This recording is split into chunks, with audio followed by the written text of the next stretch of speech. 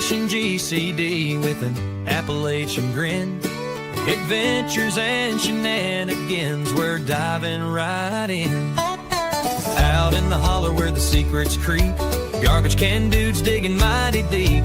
Secret societies, shadows in the pines. Operation GCD of American rebels design. Double J searching deep in his brain hole, past layers of melted hops and bone resin. From cults to cover-ups, we're talking about all of that. So watch your sixth friend in the truth we trust. The world's a puzzle, grunge rock ain't what it seems. Ancient alien cargo cults haunt the moon's pale beams. Cincinnati schemers, history's a haze. Double J's on the mic, lighting things ablaze.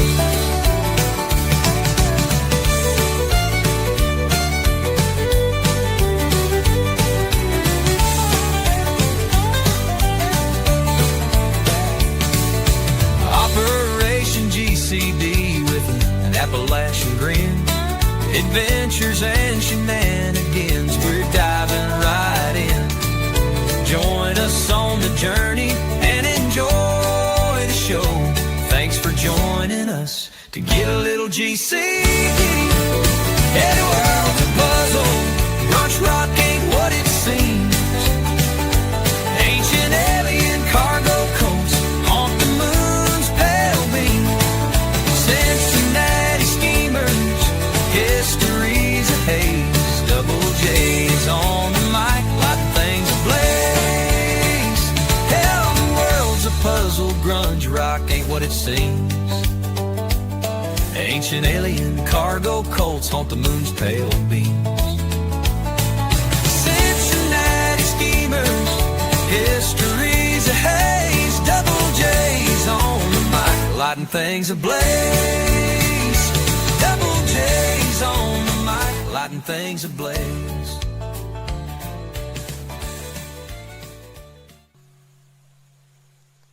Boom! Howdy, folks. Your host, Double J, back here, coming at you live from my studio/RV dining room, located directly inside America. Welcome back, folks of the interwebs.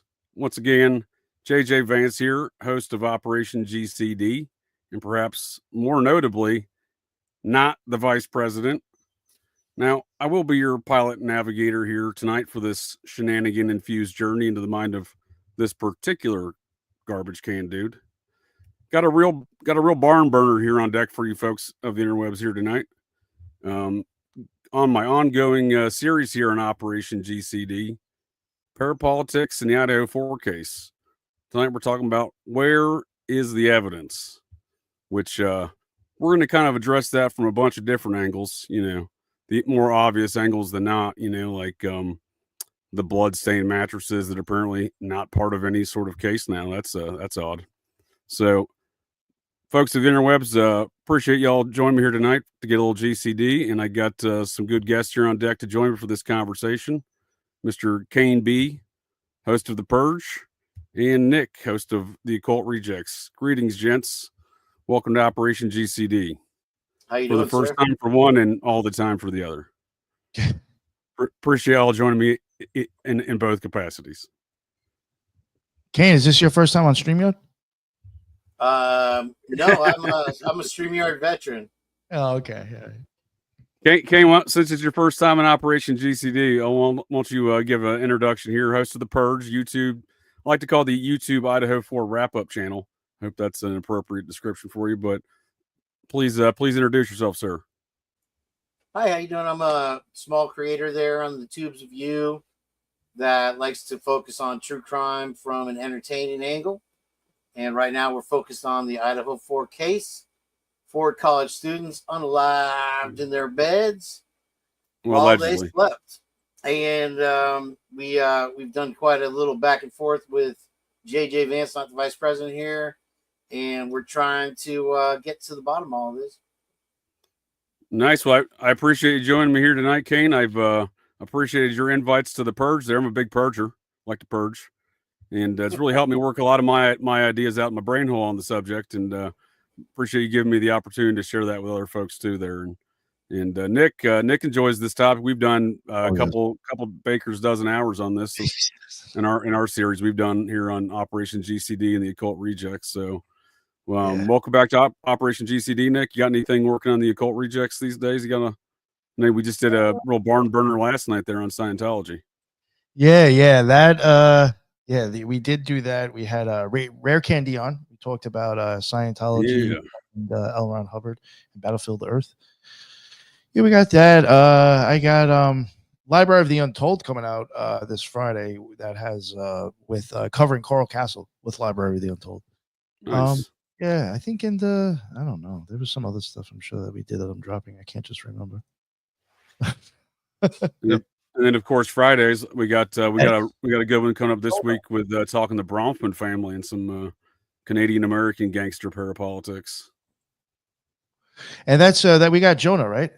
Yeah, Jonah.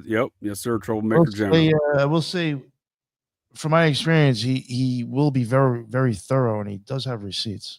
So there's got a lot of details. I will say he does not slack on covering a topic. He's coming in hot this week, considering all the tomfoolery around the Canadian elections and whatnot. So he's got a lot of thoughts on that, I think. So that's good. So Coral Castle, that's always an interesting site. That's down in Kane's neck of the woods. Kane, you ever been there? It's about 8 hours away. I have been. It's nowhere near Kane's neck of the woods. Yeah. I'd love to go down there and pick up the vibes, so to speak, from Coral Castle and have a jam with Headless. But I don't know if I'll be able to fit in. Hopefully somebody gives me a heads up. Maybe it'll coincide with the surf trip and I can get down there and get a little something going. Thank you, Donald Ferguson. Look at that. Nice. I've always wanted to go to the Coral Castle. I've been a lot of places and visit a lot of, whenever I go around the country, I've always tried to, visit the high weirdness spots of the regions, right?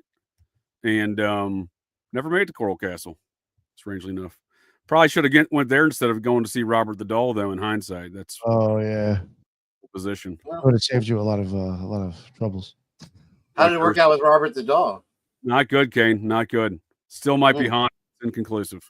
I'm still haunted by Nicole Brown Simpson, to be honest with you. Yikes. Okay. That's a real thing. Yeah. That condo is still sticky with the residue of that on 11. I'll tell you that right now. Have you been to the condo? I'm confused. What are you inferring here? Are you associated with these crimes? What's your alibi, sir? You drive an Elantra. You have bushy eyebrows. It's an Ohio-based story, sir. And I had a neighbor when I lived in Pacific Beach, California there, and he got a brand new Camaro, green Camaro, and him and his girlfriend and I all packed in the car and drove up to LA and did a tour of the hills, and somehow he knew his way around, and at the end of it, somehow he's like, that's Nicole Brown Simpson's condo, and we're like, oh wow, and it's just like the pictures that you see with the tile walkway going. And then we didn't see each other for 2 weeks after that little event. And all three of us had the worst luck that you could imagine. Like one thing after the other. I ended up actually leaving San Diego after that. And so we all got together. We're like, man, it must have been a curse from the Nicole Brown Simpson house. So anyway. Did you go by there for the Brentwood hello? What the Brent? We didn't do that. I believe it's something infamously that Nicole Brown Simpson and her friends like Heidi Fleiss were making a neighborhood standard there in Brentwood. It was basically the welcoming party, if you will. They have a lot of welcoming looking at the characters involved. There, do that for what you will, hookers and blow, right? You know what I mean? They reach right to the top, and I can cite one hooker group in particular that was called Charlie's Angels. Oh, I thought that was your crew. Yeah, we thought that's what we call your true crime crew. We call Kane's Charlie's version of Charlie's Angels. Kane's Angels. Kane's Angels. I do have some angels. I got some wild angels in my. Don't mess with my angels. Uh, People get blocked, banned, and deleted. Gangsters. Right. Yeah, no, they show up every time and they stay from beginning to end. And sometimes I feel like I'm holding them hostage. Nice. But yeah, no, that's another ex-girlfriend story. So just for Heather's sake, I'll save that for another day. She's already beeping at you.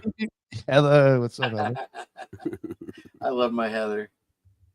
Well, I appreciate working out some of these thoughts on the purge. I look forward to the next purge, Kane, and the more I look at this case, the more questions I have. So, and on that note, we'll get this show started here, and the discussion being, and I'm sure this is something I've discussed with both of y'all, and you've shared similar sentiments to me in those conversations. Is where's the evidence?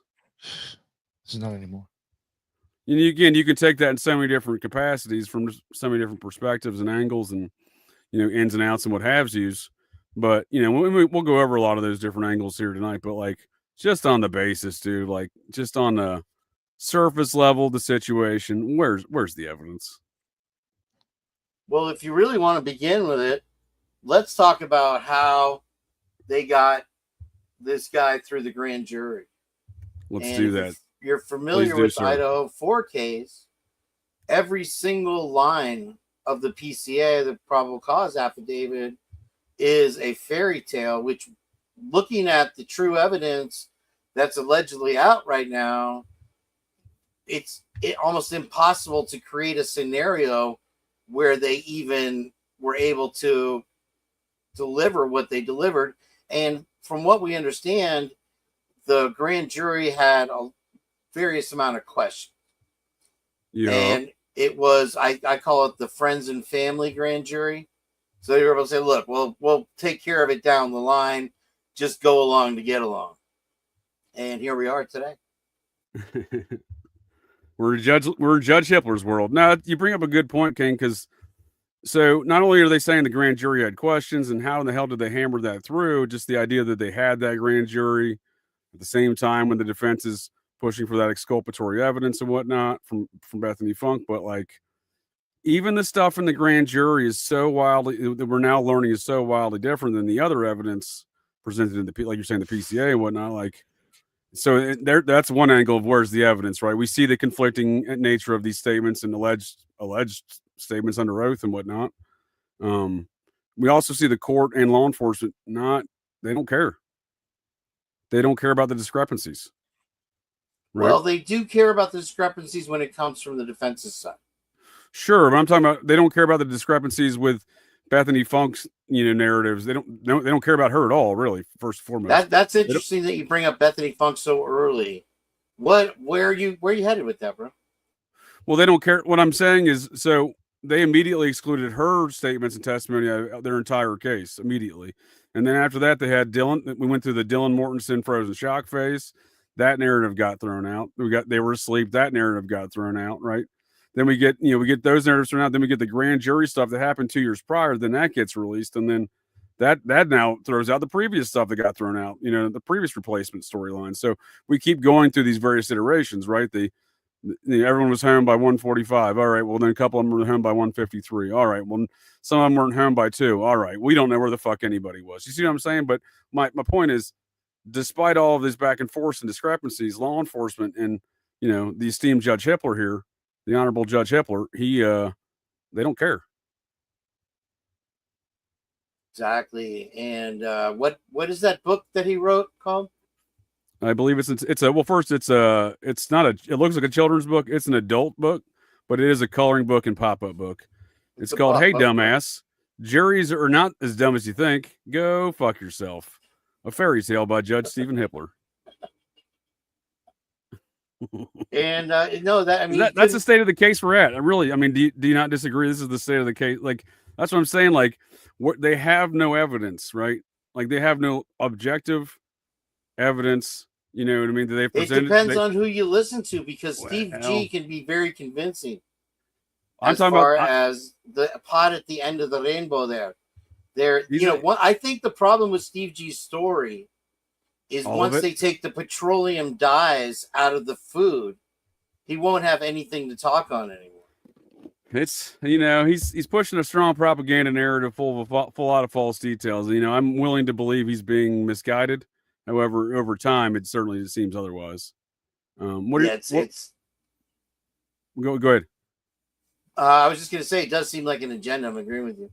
What's the biggest piece of evidence that you expect to see in the case that y'all don't see? Let's go, Nick. Why don't you go first here, bud? You've been following the case. Yeah, I think we did our first show on the case in May of 2023. You and I did. So what's the biggest piece of evidence in your mind that you expect to see in this case that you don't see? Well, I mean, I think. Well, I guess maybe saying what it's missing would be easier. Like that's what I'm saying. Like, what's the evidence you would expect to see here that you don't see here? Like just a standard. Like, I mean, not really looking at what they got. But I'm just saying in a standard murder case, like given the circumstances they're describing, it was a stabbings in a home. Like, what's the thing in your mind that sticks out the most? It's just like, well, they should have that. Video footage of the kid. There you go. Okay. Even though we've been given a knife, I still think the word we've been given a sheath. Sheath. The murder weapon is just horrible. Like I don't even know why they're even trying to use that. And I think the GPS is actually total shit. For sure. I think the GPS should be better. I think there should be some sort of video footage. Yeah, and they're playing games with the GPS stuff, and clearly, I would assume they're playing games with the video footage because there's no footage of even in their own like narrative. There's no footage of this quote unquote suspect vehicle stopping or parking anywhere. I don't buy it, and I think you had even said it yourself. If anybody looks at the map, you go into there. There's one way out. I think one way in, basically. Yep.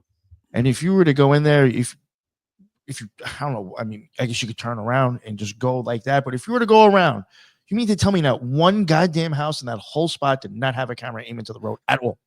Yeah, you got apartment buildings full of college students. You know they got cameras. There's now one camera. You know they got. Is that a camera in front of that house? Is there cameras on that house? Yeah, the one that sits kind of on the front end of the property, but it's it kind of faces towards King Street there, but it's on the front side of that 1122. Which is technically Queen there where it sits, right? But so it faces away from the front door is what I'm saying. But nonetheless, you would see the car coming in from that camera, right? Which is the camera they use, but they're not identifying suspect vehicle 1 with that camera. They're identifying suspect vehicle 1 with a Ridge Road camera around the corner about 4/10 of a mile from the murder scene.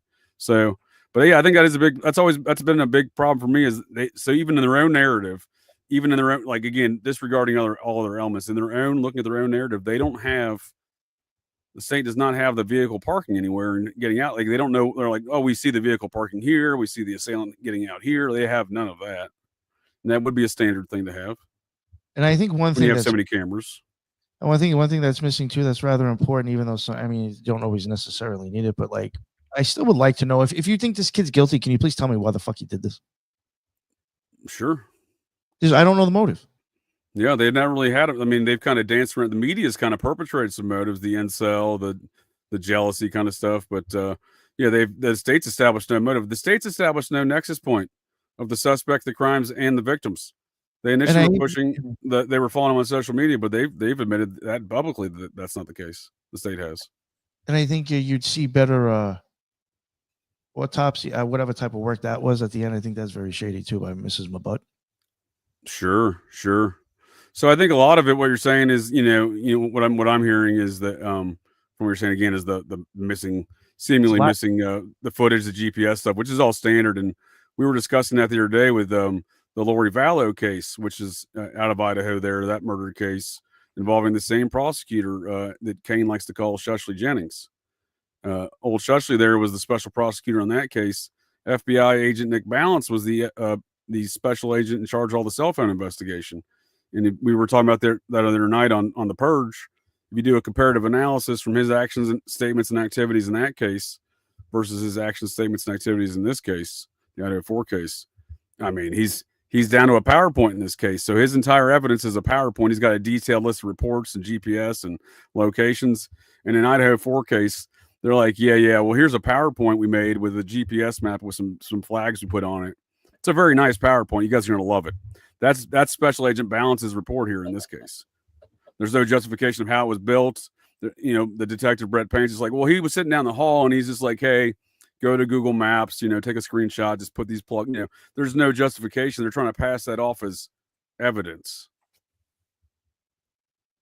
So pretty wild stuff. It's very anomalous. What's your number one missing piece of evidence here, Kane, looking at the case? What would you expect to see that they don't have? Well, I don't know. There's a couple angles you could really come from with that. May I interject real quick before you answer that? Have you read the Meow report? I've studied it carefully. This is a bombshell. I've literally studied it carefully since kindergarten. I haven't really come to my final conclusion on the Meow report. It's very detailed and graphic. So trigger warning. It's quite honestly, it's on par with that PowerPoint. It's a fabulous PowerPoint. This is a very fabulous. Isn't it the cover page for the PowerPoint? I believe. Definitely going by this. I already can tell Kohlberger did it. You've been hanging out with the drunk turkeys too much, Nick. Right. Do they actually think he did it? They've been convinced by financial means that he did. I think he fails to see reason anymore. I know who that guy is. That's funny. I didn't know he was. I didn't know he thought that. Oh, he just had Steve G on there the other day. Kelly Gonzalez's father. He was again perpetrating all these strange narratives that were. I don't know who's generating these narratives for him, but he's one of the reasons why I waited so long to put sunglasses on, because I'm like, I don't want to look like that cocky fuck. Yep. So it took me a while to put sunglasses on. I do. For God's sake, I have a pair just like his somewhere in here there. And I usually wear them crooked, which is part of the act. Before I got off on a tangent there, Kane, what were you saying about your number one piece of evidence? Heather thinks you're a Muppet. And what were you saying about your number one piece of evidence that you expect to see?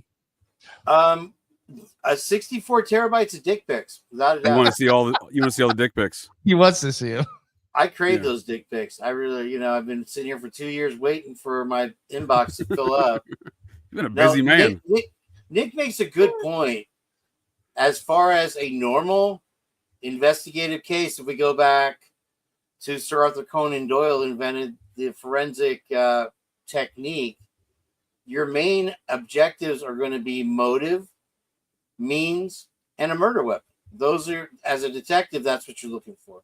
Yeah. And in this case, we can clearly see a narrative that is all propaganda that tries to make this guy the boogeyman, and everyone in the house is a pretty imperfect, lights up the room, never had a single problem ever in the world, didn't deserve this. And it goes further and further and further apart as you get deeper and deeper into the gynecologist's office. You know what I mean?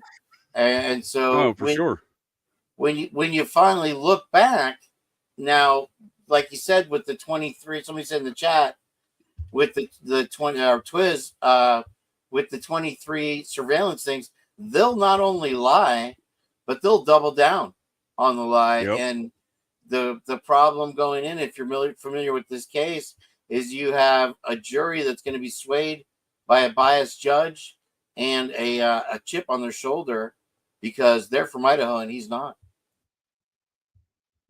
Right. No, that's a good point. So, I have a lot of issues, a lot of evidence in this case, and but you make some good points there, Kane. I appreciate your insight there, and I agree with you on murder weapons. So that was one of my issues, was murder weapons. So there was never. It's what standard is, and when I say that's one of my major issues, I mean it's obviously a major issue to not have to try to convict a case without the weapon in the first place here, and but there's a lot of ins and outs and other factors there. But what I'm saying here is just from a very basic level, from step one in the process, it's the fundamental aspect of, well, we got to find that murder weapon, right? And then they go look for it. Law enforcement authorities go look for it, and they never did that in this case. It doesn't seem that way. I always found that very troubling, Kane, because, even here, I got a couple examples just to demonstrate my point here. Even, 18 years later in this instance, they're searching for murder weapon in a lake here, diving in it from a 2001 cold case, and it's 2019. This article is here, right? So, you mean to tell me immediately following in the 6 subsequent weeks following these murders before they arrested Brian Koberger that there wasn't one grid search for a murder weapon, like these guys are doing, right?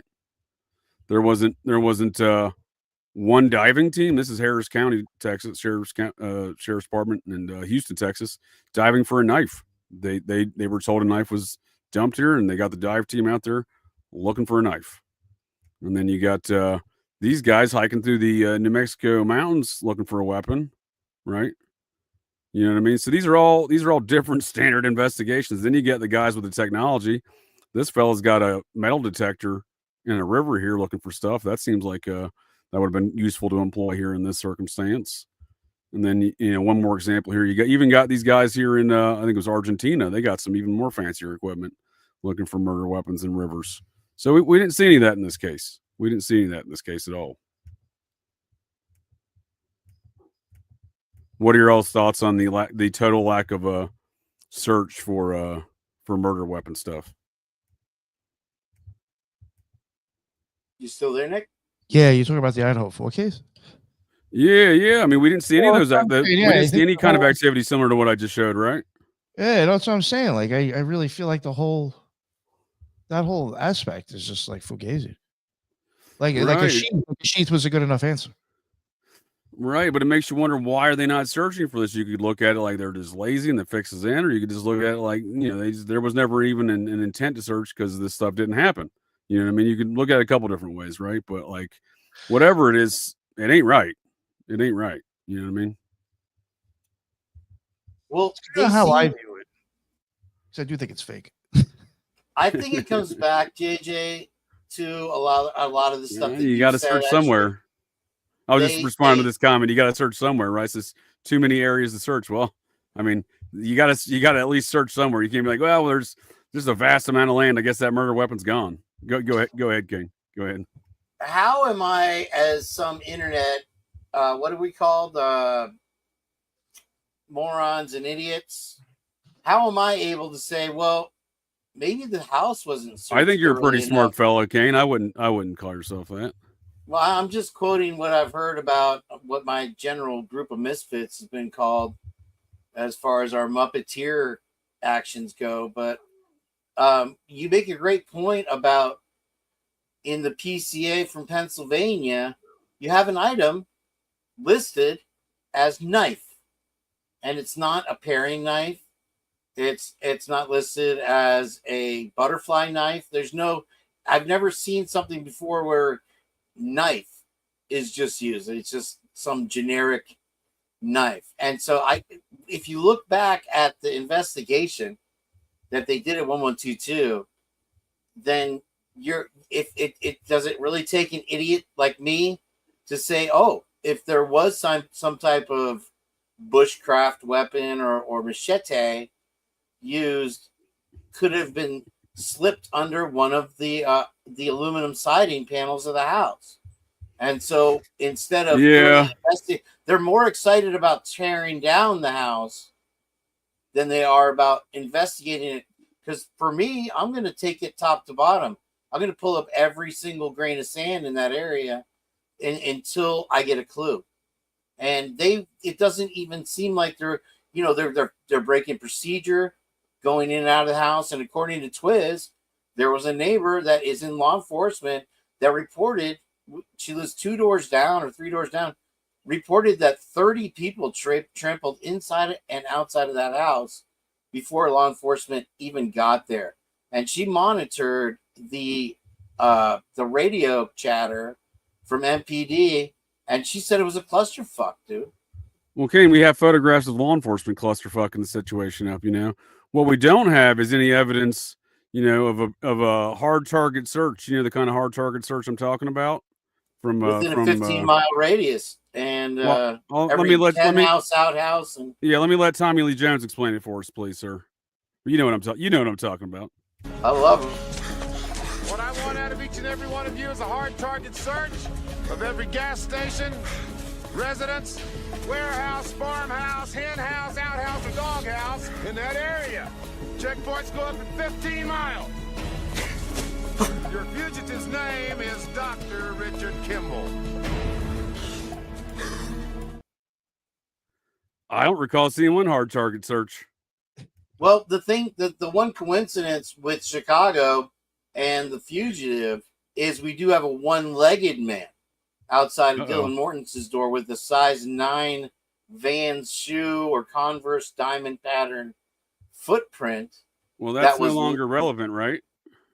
It it was. Can I hold on to the past a little longer? Right. It kind of got dropped by the wayside there, did it not? No pun intended. But yeah, I mean, go ahead. I forgot what I was going to say. I'm in Daniel mode, you have to remember. So, we didn't see any of that search, but what we did see here was we saw some of the technology being used in other searches. We did see this picture here of this gentleman with whatever the hell this is. And I'm not quite certain what he has. This is on, the date on this is November 18th, 2022. So he comes out of that house with whatever that device is. Here he is leaving the scene. Looks like a drone to me. I haven't seen it. I was just going to say that. Yeah, I agree. It looks like a drone, does it not? Drone, dude. That's a drone fucking camera. Yeah. So what's he doing inside the house with a drone camera like that? That's got the gimbal and everything. So that's not yeah, gimbal. Yeah, he knows. Yeah, that's a good one.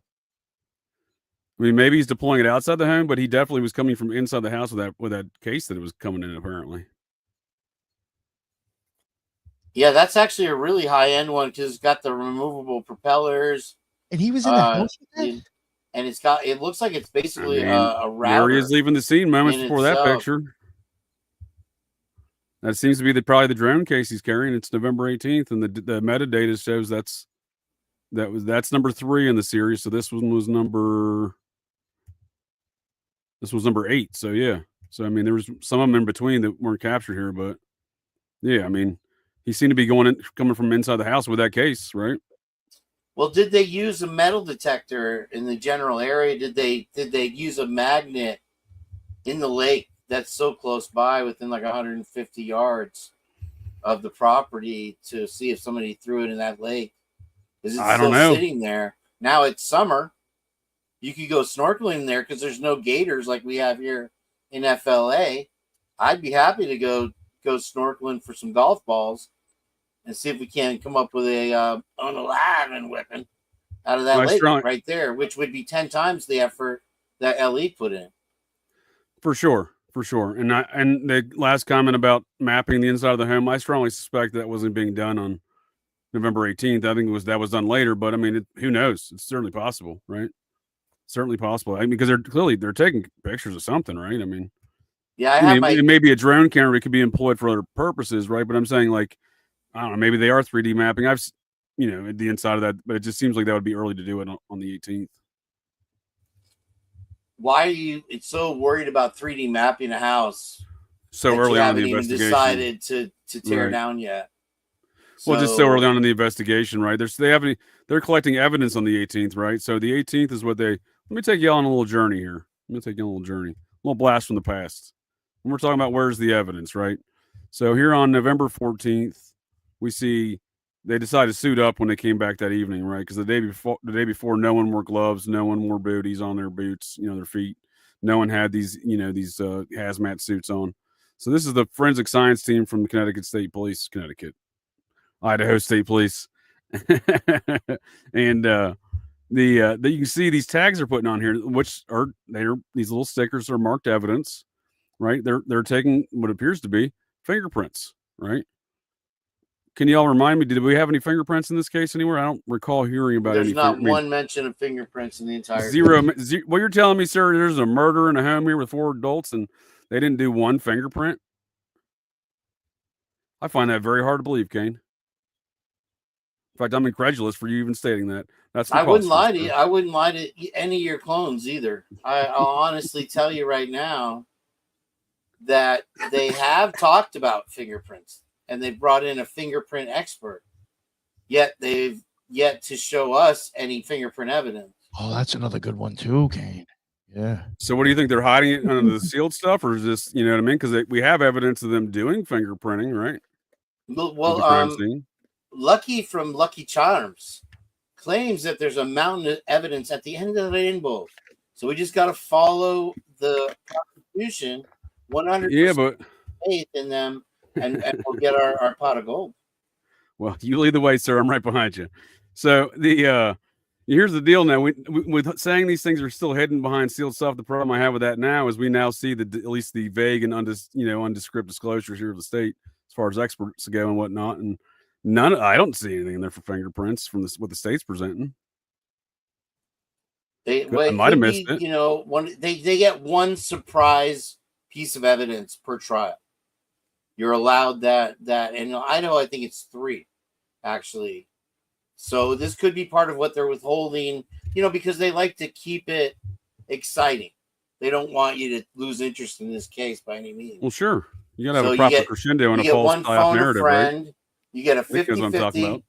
You get a phone a friend. You get a 50-50, and then you get a lifeline. And so I think they've already used up their 50-50 in their lifeline. All they have left is a phone a friend.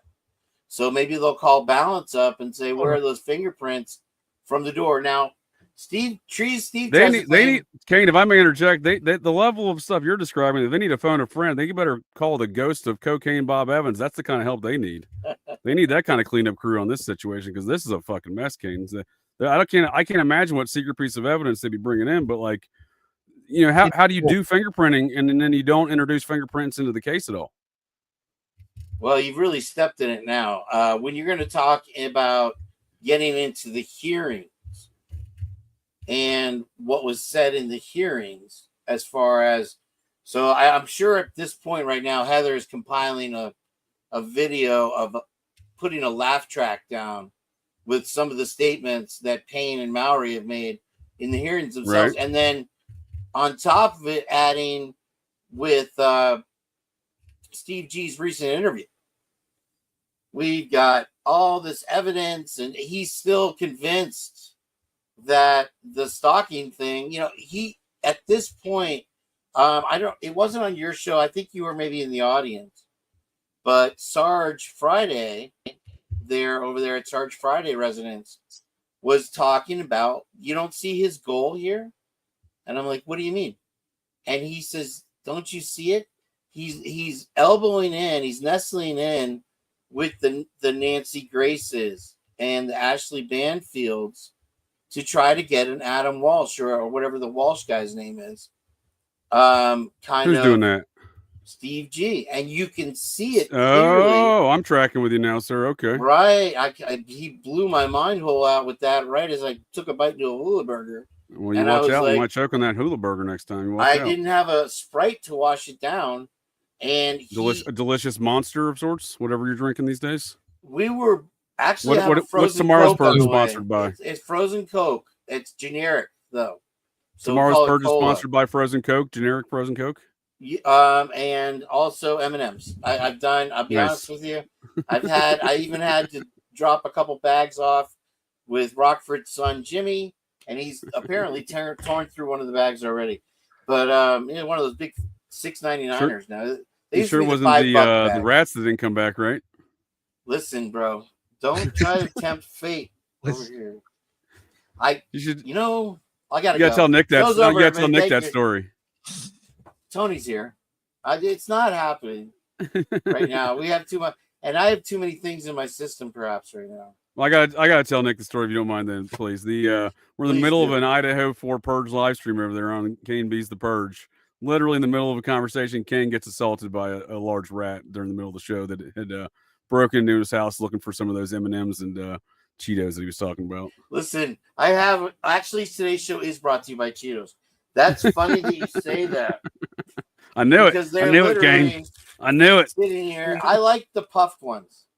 I knew it. To be honest with you, the rats prefer the puffed ones. Now, this rat didn't attack me necessarily, Nick. He did do a Peter Pan off the 4th floor of my pantry, though. And I found out that he'd taken residence since I moved in because he chewed a hole through the wall. And so I filled it with that foam, and I put it 8 inches thick because I know they can chew through it. So I know he's probably about halfway there. I'm going to stick the straw back in, beef it up a little bit, and keep things going until I can move into my tiny waterfall mansion with Jeff and Celia over there at the Twin Flame Cult. But right now, what were we talking about? I don't know. I don't know where you're going with that one, Kane, but I do appreciate the tale. That was a funny moment in the Purge history there. Yeah. Oh yeah, he did a Peter Pan, and it was one of these. Like he was so scared. And it was not your garden variety rat, like a little brown one. This is like a full size guy, and I'll give him a die cast car, like a skinny die cast, maybe an Indy car. With the tail. Dude, and the tail. He was all beefed up on Cheetos and artificial dyes. So what do you expect? He was like roided out. Well, you know, that petroleum really beefs up the Godzillas. I had a. Do you want to go talk about my dream the other night? Oh no, sure, Nick. I think okay. I have this theory that you know the airplane girl, that motherfucker right there is not real. I'm fucking there. That girl was my ex-girlfriend. Not girlfriend, but she was her name is Tiffany. And I used to call her, anyway, she used to call me. This is in your dream. No, this is reality. Oh, she really was your ex-girlfriend? Well, the real one, not the fucking one that they had in the interview that said, oh, I might have been a little drunk. Nah, nah, nah. That bitch is fake as fuck. I'll tell you that right now, because I recognize that butt. I'll be honest with you. And that face and that tone of her voice from 17,000 interstellar units away. And so I knew it was Tiffany. And then when they said, and she lives in Orlando, anyway. Fast forward to my dream. I run into her while I'm doing a DoorDash. So it's my last DoorDash. I pull up to this big fancy condo high rise. And it's like Miami Beach. And she's like, oh yeah. We have the big penthouse here and da da da. And I'm like, damn, man, this bitch really fucking made it well. Pardon my French. And so I'm like, cool. But to get into this fancy, like, you know, like, do you remember what was the one with the doll? They had the fancy New York apartment and the kids, the one that killed Schindler's List. Mr. French. It was Inglourious Bastards. No, Mr. French. That was a good one. It was like one of those big fancy New York apartments in Miami. So we go in there, but we have to cut through the kitchen to get into her house. And so we're chilling. And one of the dudes that was hanging out was like her brother. And I had to kind of win him over with my sense of humor. And, you know, this was like playing out in real time. And my dream is like real life. Sure. And so the older brother was Conor McGregor. And I just won him over, and I'm like, damn, I'm not going to get my ass kicked. I don't have to worry about it. And I look out the window, and it is Tokyo 1971. Godzilla is out there. There's pterodactyls flying around. And I'm like, shit, dude, we're fucked. He's like, don't worry about it. We're rich people. And he had this big fucking patio out there and all this shit. And I'm like, man, we're going to die, bro. And then he said that shit, and then all of a sudden, the fucking monsters like started bothering somebody else. I don't even know where I was going with that. That's what I remember of the dream. Well, I enjoyed the tale, the tale there, Ken. I appreciate you sharing with us the it's connected the dream to Godzilla reality. tale. Anytime it's connected to some point in my reality with that motherfucker right there is not real. Let's talk about some other things that aren't real here, please, if you don't mind. What are your thoughts on this here, Kane? I know you and I discussed this on the Purge. The blood outside you were of the mindset foundation. This is real blood. I was thinking not real blood. What say you there, Nick? What do you got on this one, Nick? Yeah, I never understood. Where did the idea of that being blood come from? The media. And it was believable because it was such a bloody crime scene that it was out the foundation of the house. What do you think? I agree. For sure, I agree. I think what do I think? Yeah, what are you thinking? Because I agree with the initial onset. I was like, yeah, that could be blood for sure. That makes sense. Okay, I would say look to the left of the stain of the run itself, and you'll notice that's your left or my corrugated left? steel. Is that at the picture from the internet? Is that a universal left? Go back to the photo you had previously. Yeah, I thought I had a better one though. Let me see here real quick. Okay, maybe I don't. So you want to go to the left hand corner of this photo is what you're saying? Yes, sir. If you can zoom in That's about all I can. That's about all I can do right there. That's what she said. Okay, so this is corrugated steel, right? Okay. Look at the patterns in the steel from the second one up, all the way up, and then look at the very bottom one. Let me see if I can get a better picture here for us. I don't understand the terms you're using. I understand what corrugated is. I've heard the term before. So well, that's what these are. All I see is concrete, though. So is this north of the concrete you're talking about? So let's talk about the concrete. That's the foundation of the house, which is very strange. We'll talk about that later. The next thing. So what's north of that? Is that the steel you're talking about? Is that this level you're saying north of that? When I say north of that, above it? What? Okay, so I see blood dripping across the foundation. What are you, Judge Hitler? I can't get this thing out. All right, so okay, Kane. Kane. Juries can figure out for himself, dumbass. What are you talking about? Now go ahead. Yeah, siding. You're talking about the siding on the house. Fuck right? the whole thing up. Oh my god. Okay, so. Oh, I see. You're talking about the siding. Okay, I was moving from the bottom up. You're going top down. All right, I see your style. I've had it with you. What makes you think that's actually? How can you tell if that's steel or different type of skin from that picture? That's what it's called. It's called corrugated steel, and it's just called aluminum siding. Yeah. Okay. And so above it is the first strip that you can see goes from left to right of the siding, and so it's placed one over the other. If you look at the wear and tear of the first piece of aluminum siding, it looks like somebody literally grabbed the siding, pulled it out, and maybe they stuck the murder weapon right there. And we've been staring at the fucking murder weapon the entire fucking time. Because if you look at as it goes up, you can see that there's more of a bend to that bottom one. Like somebody fucked with that. And there's not a hose there. There's no utility cables there. And you have a bloody, so maybe somebody stuck a fucking bloody machete right there and the blood dripped right in front of these stupid ass cops and they didn't even fucking notice it. It'd been the first thing I'd torn that whole fucking wall off that house. And I dug 6 feet down from where I see what you're saying, Kane. I see where it does look a little jacked up right there, or the siding or whatever, the corrugated something siding. I've always noticed about it because I hate that siding. A lot of places, because they do a lot of frame housing here in Florida. Yep. Which at most places are second stories all frame. Usually the first floor will be concrete block. Now this is poured concrete. This is different. That's a whole nother story. I'm not even going to get started. If Jen wants to come up here and join us and talk about it, we'll get into it.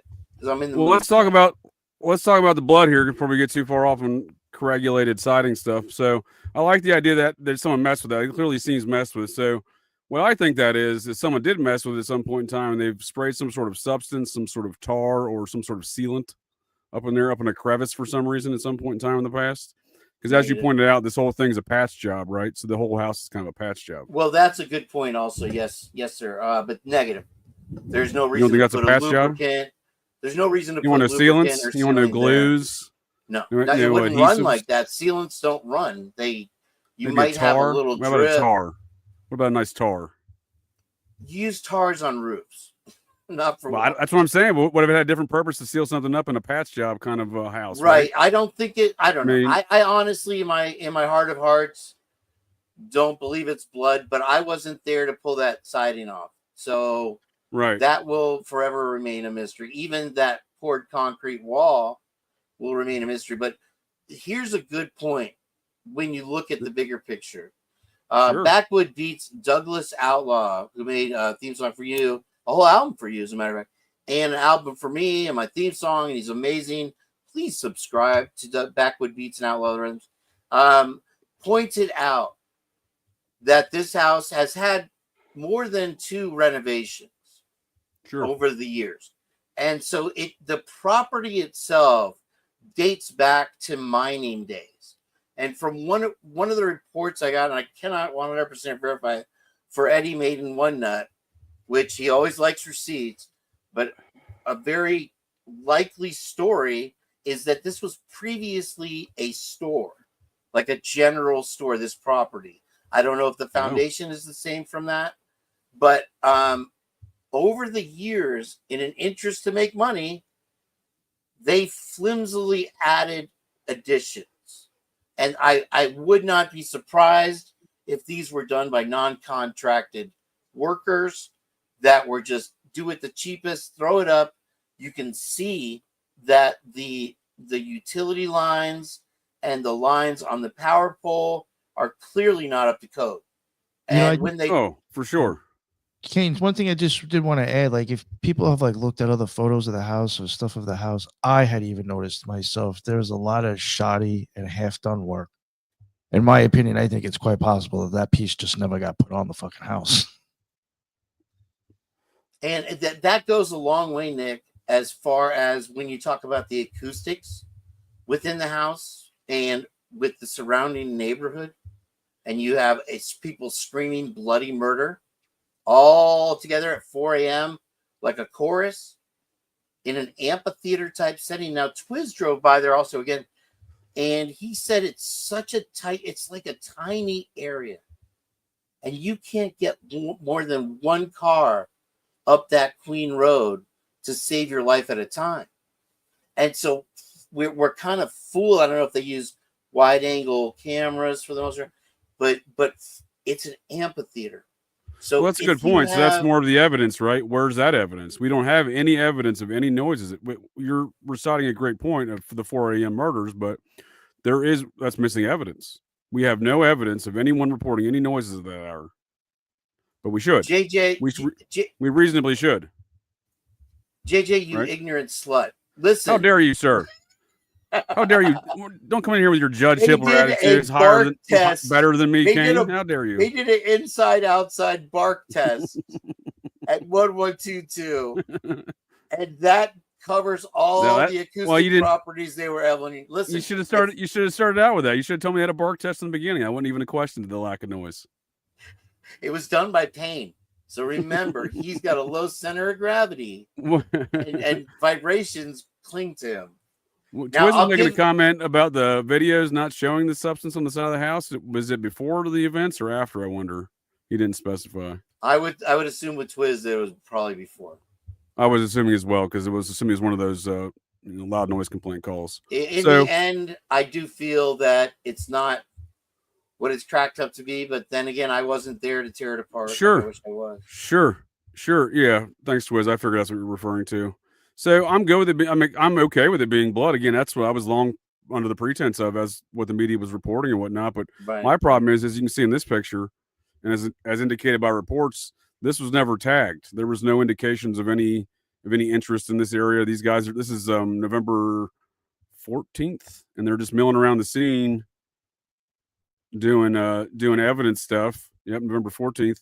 They don't seem interested in it, right? They don't seem to be in any kind of regulation uniform either as well. These are great pictures. JJ, go back to the one the zoomed in like you had it there. And Jen, do you want to put a link for Jen to join us? I know she's going to want to get on this. Not to scare Nick off, but no, I like Jen. It makes me feel like I got a New Yorker around. If you look at this gentleman here in the blue jacket, that the foundation of the house that's got to be 5 feet solid where he's standing. Now, if you go to the left, it gets even bigger. Okay, so where they're walking into is the front door, the alleged front door. Do you need a 10-foot foundation for what is in the front, a 1-story area? That was the original foundation. So is there a basement? I see what you're doing here, sir. I see. Yeah, there is a basement. Let's say I see your game. Right into my game, sir. I see your end game here. I agree with you. There should be questions about the substantial size of this foundation. However, I'm not completely sold. It means a basement. I don't know what else is crawl space, perhaps. I'm not sure what's going on there. But right now, I'd like to focus on, and I'd be happy to look into that further and get back to you on my thoughts, because I do think there is some interesting stuff you bring up there. But these guys, what I like to point out here, though, is these guys are not interested in tagging this blood, right? Oh, and I sent Jenna Twixter DM with the link. they're not interested. They're just, they're talking over here on the side of the house. They're not really, they're not really interested. Now this is November 18th. They are tagging stuff out there, right? This is outside the home. Well, they actually, this was for National Geographic. They found a unique form of maple tree on the property that they spent 17,000 hours on, and they went ahead and made a documentary about it. But then they put zero time back into the outside of the house for the case, including that makes a lot more jacket. sense. That makes a lot more sense than what actually went on here. So you can see them doing activities on the 18th, right? They're doing other stuff. They're doing other evidence collection stuff, right? I think there was a party with refreshments inside, personally, and I think James Fry provided the hot dogs. He pulled up in a U-Haul full of hot dog party. Hot dog party. So you can see them. There's the evidence van, right? They got all their materials and stuff. They're all just kind of milling around. And there's some photos being taken. Also here on the 18th, right? We got the drone guy. We've already looked at him. This is also this one's on the 22nd now. So this is the 22nd.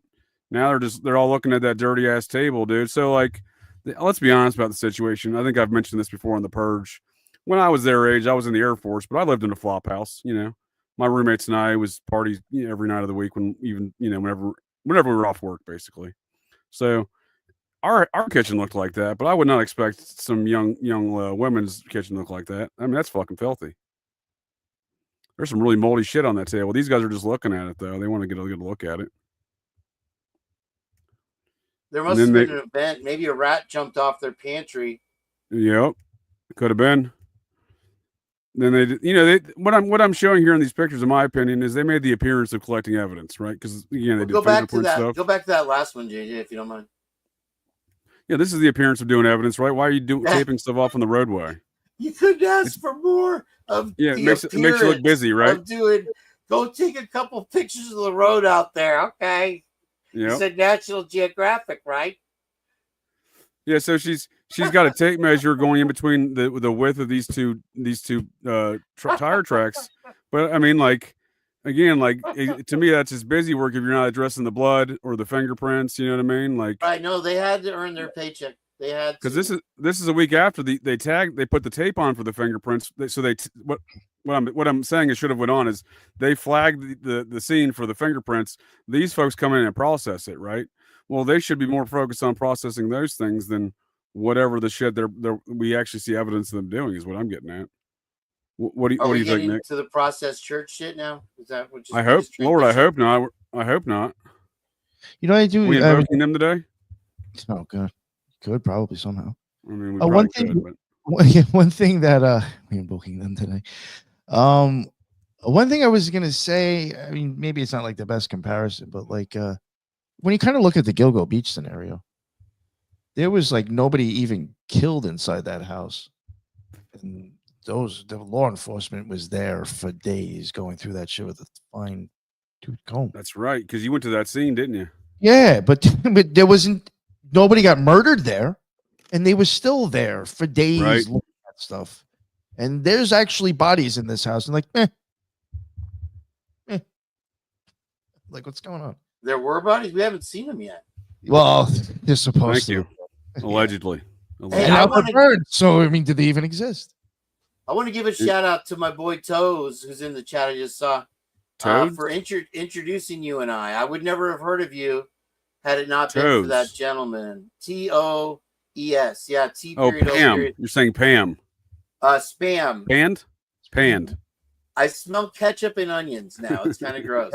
Well, thank you, Toes. I appreciate the introduction. Then he's a good guy. He's another creator.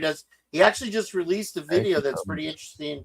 Make sure, and he actually did a twin flame combo with Colder Covered, who is now Ida Toes. So she might be in the chat right now. I sidetracked. Sorry. I'm sharing a. You're good, dude. You're good. I appreciate it. No, I really appreciate. I have never thanked him for introducing me to your channel, and I noticed that we're getting up to almost close to 1,000 now. And kudos to you. Good for you. I'm very very stoked to see that. And we all owe him a big sigh of thanks for getting us together. But I'm sharing a picture right now, if you want to show it, of a meme I did back in the day there for Lana or Lonnie. And here's another thing that's a big question. This is the exact location of the Banfield body cam video where, Rolamata has done an extensive series of what he sees there and sharing with us. And they find a jacket and pick it up that looks identical to the oversized one that Matty Mogan was wearing at the grub truck. And they pick it up and they throw it back down. So I agree with you, sir. And I took note of this as well early on. Nick and I and Ron from New England discussed this on some of our previous series early on in these discussions. And here's where my thought has evolved on that, in this regard. I agree with you. That was my initial assessment as well. That's outrageous. Why would they do that? Well, how do we know about this? Why do we know they even did that? Is because they had a Fox News guy standing on site to take this picture for us. Right. Very trusty. We got a very trusty photographer on scene here. Otherwise, we would have no idea they even did that. But what it does is it helps perpetrate the magic show. It's another distraction in the magic show. Because again, we know at this point in time, we know the this news article hits. Then we get that footage from the officers there. Like, well, how are the officers sitting at the same location as this jacket's dropped off, seemingly at the same time? What's the mystery here? Let's get Scooby-Doo and gang on it. You know what I mean? So I just think it's all part of the fucking distraction. I saw a one of those Privy or Pacifica minivans that was wrecked, but it was in the shape of or painted like the Mystery Machine. And I was like, man, I really want that. Anything painted like the Mystery Machine, straight up G in my book. So here we are on December 1st, dirty table. But here we got the good vibe sign. It's the living room area, right? On the second floor there, the kitchen rear entry level floor there, right? So where's the blood splatter? We're alleged to believe, right, that there was a murder that took place just in the immediate vicinity of this region. No blood splatter anywhere. I mean, everything on the table seems to be items still standing on the table. The table seemingly isn't, discharged from its previous location in any regard. Things thrown off the table turned upside down or nothing. Just think about this though, real quick. If those murders didn't happen, then did it matter to mindfuck if that's blood or not on the side of the house? Because there wouldn't be blood because the murders never happened. Right. And sure. So that was the whole mindfuck in itself, isn't it? Let me ask you a question as far as I played the fifth. Your suspension of disbelief. I still play the fifth. Please continue. You're going to have to answer yes or no. It's a yes or no question, sir. As far as the curiosity of the human organism that is Cro-Magnon, if you're in your own home at, say, 2 a.m, and you happen to walk by one of your roommates face down on the carpet, is your initial instinct to just mind your own business and just forget about it and walk downstairs? Or are you more inclined to either give them a kick, say, what the fuck is wrong with you? Or to shake them one time in the bloodiest crime scene in the history of the Western world? And then just, you do it twice and you walk Who's my roommate? Who's my roommate? Bean. From is it Michael Myers? Yuma, if it's Michael, from horror, Blythe, Arizona. No, it's Yuma. If it's horror slasher film, dude, Michael Myers, I'm out, dude. I'm leaving him there. Michael Myers he is a G. He's a gangster. None of the blood ever rippled off of Michael Myers' dickies. They soaked right in. Right. So, well, that's a good point. Again, you're pointing out some schizo in, schizo out aspects of their story there, Kane. I do appreciate it. But let's go on to the bloody mattresses, the alleged bloody mattresses. So outside of that, their evidence. This is not the kitchen. This is the living room. Into the kitchen. What kitchen? That picture through the window. Yeah, that's the living room. That's what I'm saying, dude. That's what I'm saying. Alleged carnage went down right in that immediate vicinity. What are you talking about? There's no evidence of that, right? Nothing. None. We do have what appears to be a blood-soaked mattress. This is a whole. This is a. How do y'all feel about this? Tread How do y'all lightly feel about here. bloodsuck mattresses in general? How do you feel about that? I'm not a fan. I had a. I'm doing the piss-soaked Hippler thing if you mattress haven't noticed. one time, and I had to literally pay $10 to get rid of it. But Moscow would take it for free, apparently. Listen, as far as the distraction, when a magician does his little banter, and then he does the trick right in front of your eyes, but you don't see it. Yeah, what you're looking at is just wet parts of a cover. Okay? There's no blood. We don't see any blood here. They never wanted us to see a drop of blood in this case, and we have not. That could have been the Sanford and Sons fucking truck, dude, with shit hanging out of the back of it, and nobody would catch. You know, you're gonna back it's like, oh, well, there was bloody mattresses uncovered, and it could be a fucking garbage truck in front of the house, and they'll be like, oh, it must be in there.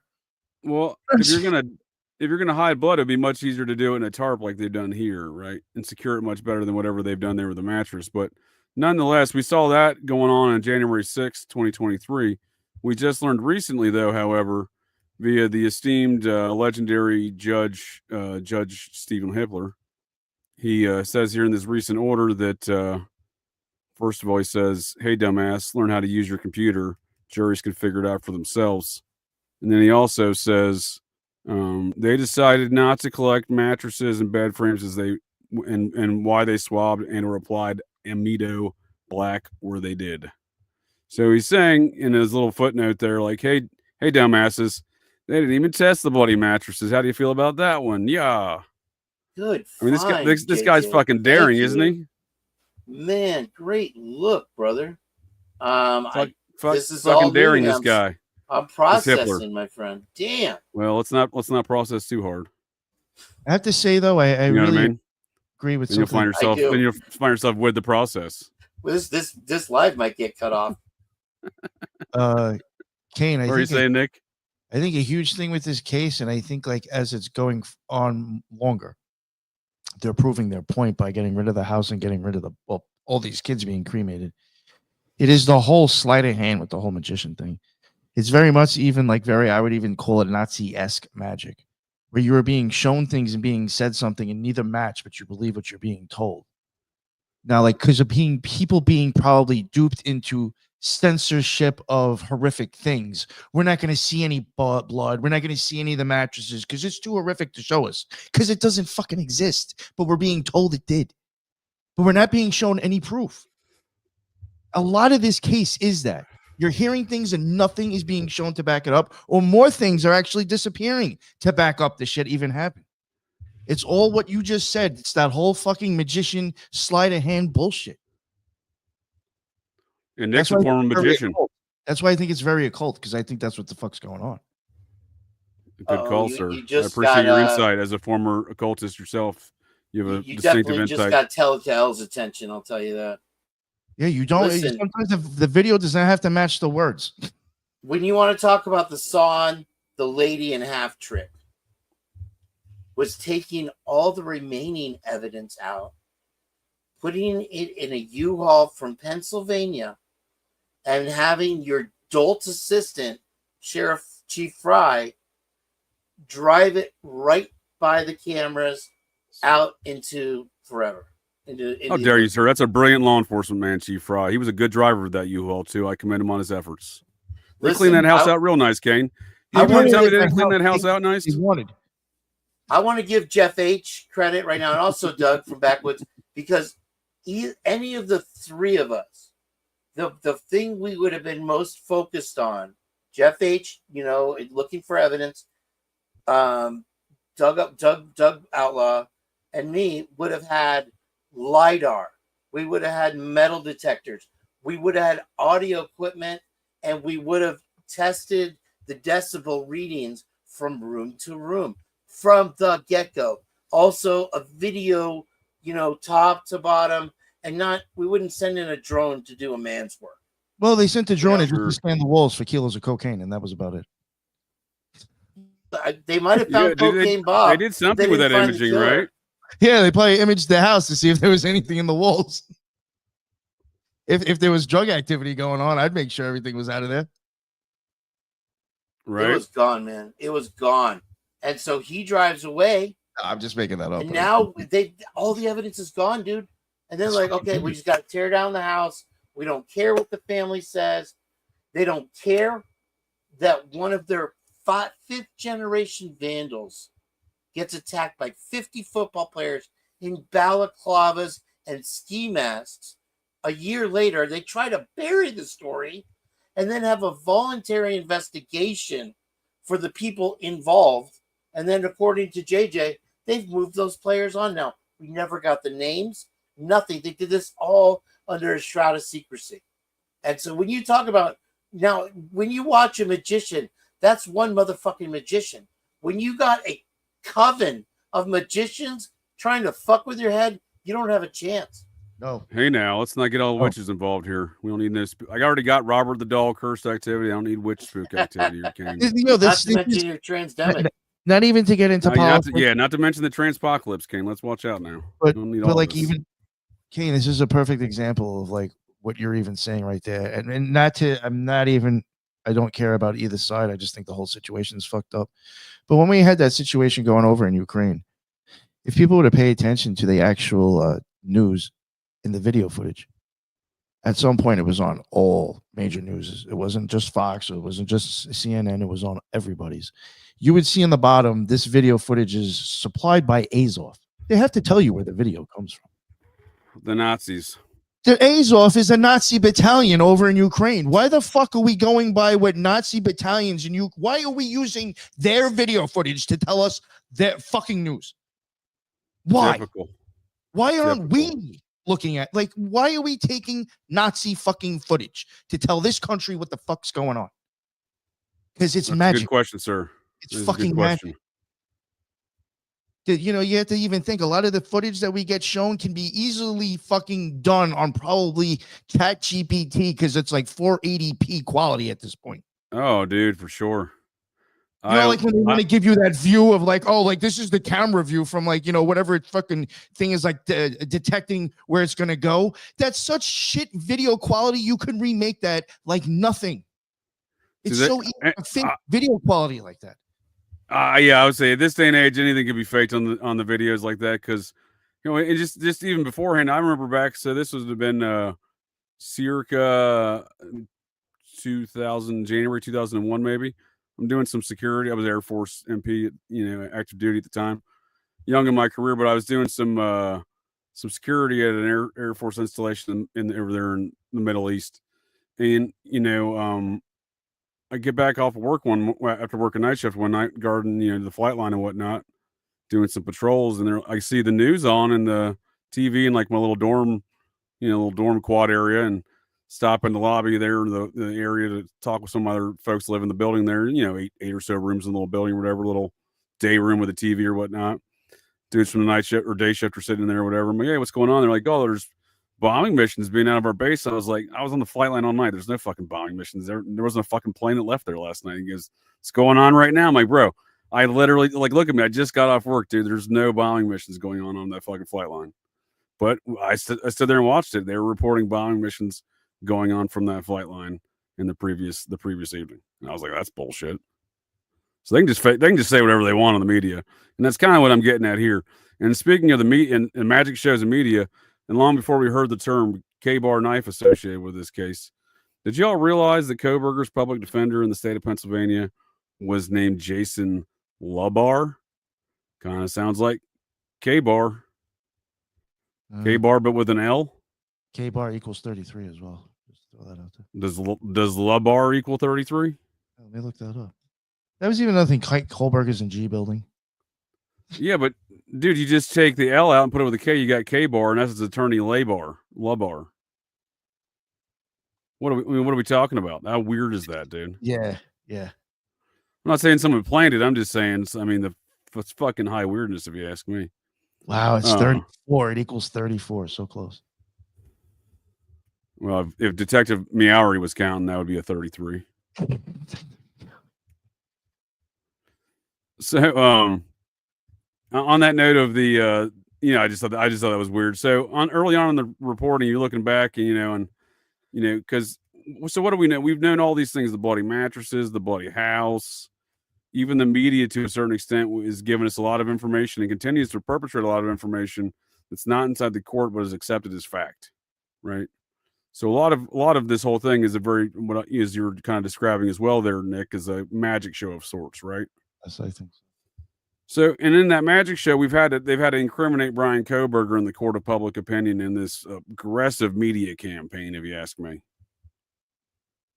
I even think like I don't know how to explain it. Kind of like, I guess it'd be a little bit more like when you start looking at horror movies, even with Michael Myers.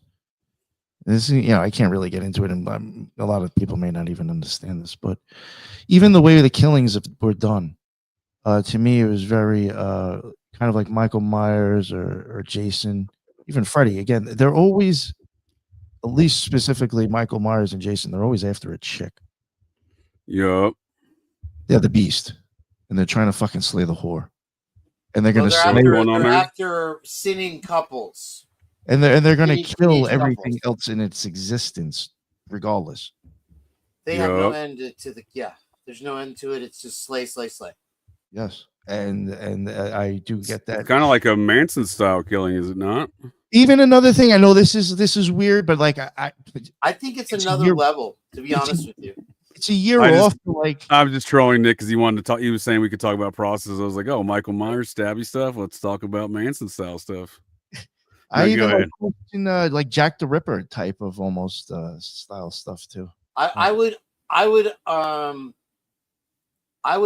interject.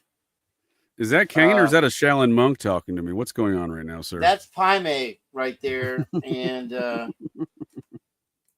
let me You're fine. I'm just being a smart ass, Kane. What were you saying? What were you saying? what were we talking about? The okay. We were talking about delicious hula burgers. Damn. Oh, wait. What movie was it? I don't know if it was a movie. We were just talking about delicious hula burgers. So, on this notion of perpetrating these narratives, I got back, and in fact, Heather Fitzgerald cued me into this individual. Went back to see who's perpetrating all these statements about Kohberger, and I wanted to check the veracity of some of these people's claims, right? Like if you're going to say, for example, this character known as B.K. Norton, whom I was basically unfamiliar with. This one I did not catch at all, and Heather Fitzgerald brought me up to speed on it, so I appreciate that, because this person's claims seem completely dubious in nature. And they came in hot early on saying like, oh, I take classes with Brian Kohberger at Washington State University. He's a fucking creepster. He hates the LGBTQ community, otherwise known as the Q community. Q, all of the above. So they, that makes him look like a real bigot, especially in this day and age. How dare this guy, hate the Q community? But this character named B.K. Norton doesn't see the story doesn't seem to check out as far as being in class with Kohberger. And I found this reporter here back in December. Again, I just got cued in a couple weeks ago to this stuff, but December 31st, 2022, this reporter named Megan Fox, not the actress, the writer, it says Megan Fox writer. B.K. Norton refused to tell me what the statements were. Reporters should never have printed her vague accusations, bad journalism. I completely agree. So you can see that this person posted an exchange with B.K. Norton, and B.K. Norton was trying to follow up on this stuff because I didn't say it here specifically. They're just saying elaborate on your statements, please. She's saying surprised no one ever asked you for that. Because again, she probably looked into the same thing I did. This B.K. Norton story is suspect. Just their background. There's no evidence of her ever attending that school. And I'll do you one better. So that is correct, sir. What there is evidence of is, that's not right there. Give me 1 second. So also thanks to Heather Fitzgerald, because she showed me this one, the only piece of evidence that B.K. Norton has, and I will contest that still B.K. Norton has no connections. The only incidence of that is this organizational chart. So let me back it up 1 second. As the story goes, this organizational chart's dated November 7th, 2022, just saying. And it's the Office of Academic Engagement. It's a low-level human resources student advisory role. I'll get back to that in a second. As the legend goes, as the media reported, as which Megan Fox, the writer, not the weird devil vampiric actress lady with the 3 trans kids. Different person. Megan Fox was asking about what's going on here, because again, you look into this person's background and it's like, well, I don't know about that. So BK Norton here claims to have been a student, so of a PhD student, right, at Washington State University. BK Norton, who was in the same criminal justice graduate program with Kohberger, right? So what does that lead you fellas to believe? That she was a criminologist. That she was studying for PhD, right, at Washington State University, right? For criminology, right? Right. So that indeed would be false. So I'm sure that Megan Fox lady looked into the same thing and just realized the same thing early on, because it didn't take me very, very long to find this person's LinkedIn. Wait, the chick on the right is the chick on the right the one who is saying? Let's be easy on that. It's a he, they, them. All right. So well, okay. Is the come on? It is I'm being serious. The individual on the right, the one that's making the accusations that came out of his mouth. Yes, sir. Yes, sir. He said the individual on the right. I would completely take it fucking bias and not even pay mind to this. Well, it's a trans person saying they hate trans people, dude. Like it's you know what I mean? If you're a white dude breathing, you hate trans people. So like, what the fuck? This person is so they use this trans person saying it was a classmate, right? Demonstrably not a classmate, right? So that other journalist was like, hey, won't you verify this? And BK Norton apparently follows the school of Judge Hippler and said, why don't you go fuck yourself? So that's the story of BK Norton. So you look into BK Norton's past, or what they claim themselves is what they, what they were doing, right? And I'll get to that in a second. So this is the Washington State University Office of Academic Engagement. And you scroll down here. This was published again, November 7th, 2022. Student Success Advisor, GA BK Norton. So I'm assuming that means Student Success Advisor, some sort of student advisor for GA. I'm assuming graduate, but I'm not convinced of that. Nonetheless, whatever that's supposed to mean, I can tell you what it doesn't mean. It doesn't mean PhD graduate student who was in class with Brian Kohberger, right? And I find that people that interject themselves into murder cases tend to have some culpability from past experience. That's a solid point. That does seem to happen upon occasion. What I think is going on here is you got to look at the totality of the situation. You have all of these people with I'm not saying all of them. You have a large majority of folks cited in the media that have dubious claims about Kohberger, right? They all are derogatory claims. They all say they know Kohberger from this time. I'm talking about 3 of which, when I say majority, I've identified 3. So 3 of which who implant these key narratives in the public sphere, right? The key narratives that he's a bigot who hates the Qs. He's another one is he used to bully this kid. He started getting fit when he was a teenager, and he started bullying this other kid. And then you got this other guy who says, well, I knew him and we were good friends since the 8th grade. And then he started doing heroin real hardcore, right? So I can demonstrate those 3 people, and from all appearances, have some questions around their backgrounds relative to this situation. No different than BK Norton here. That's what I'm saying. So you look at the totality of things. It's not people inserting themselves. This seems more like a well-organized propaganda campaign to convict the Brian Kohberger's character in the court of public opinion. Well, when you're talking about schools now, let's enroll in the school of Stephen Gonzalez and talk about the hundreds of interviews, and in his own words, in the first sentence, that we have investigated and interrogated and interviewed. He said we, and then later on he refers to it as, they had all these terrible things that he did, and he got away with bullying and being an asshole because the system sucks.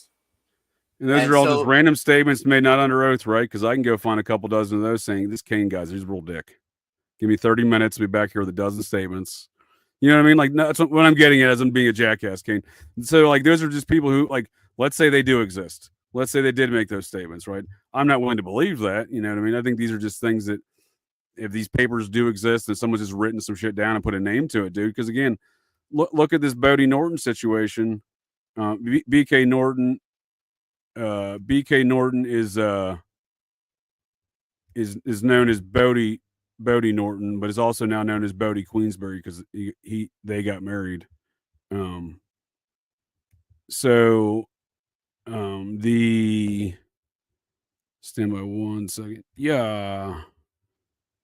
And let me find that marriage situation. All right. So they got married in December of 2024. Grace Elizabeth Queenville, I guess, is the girl in the situation, and Bodie Caden Norton, which I presume was the guy in the situation.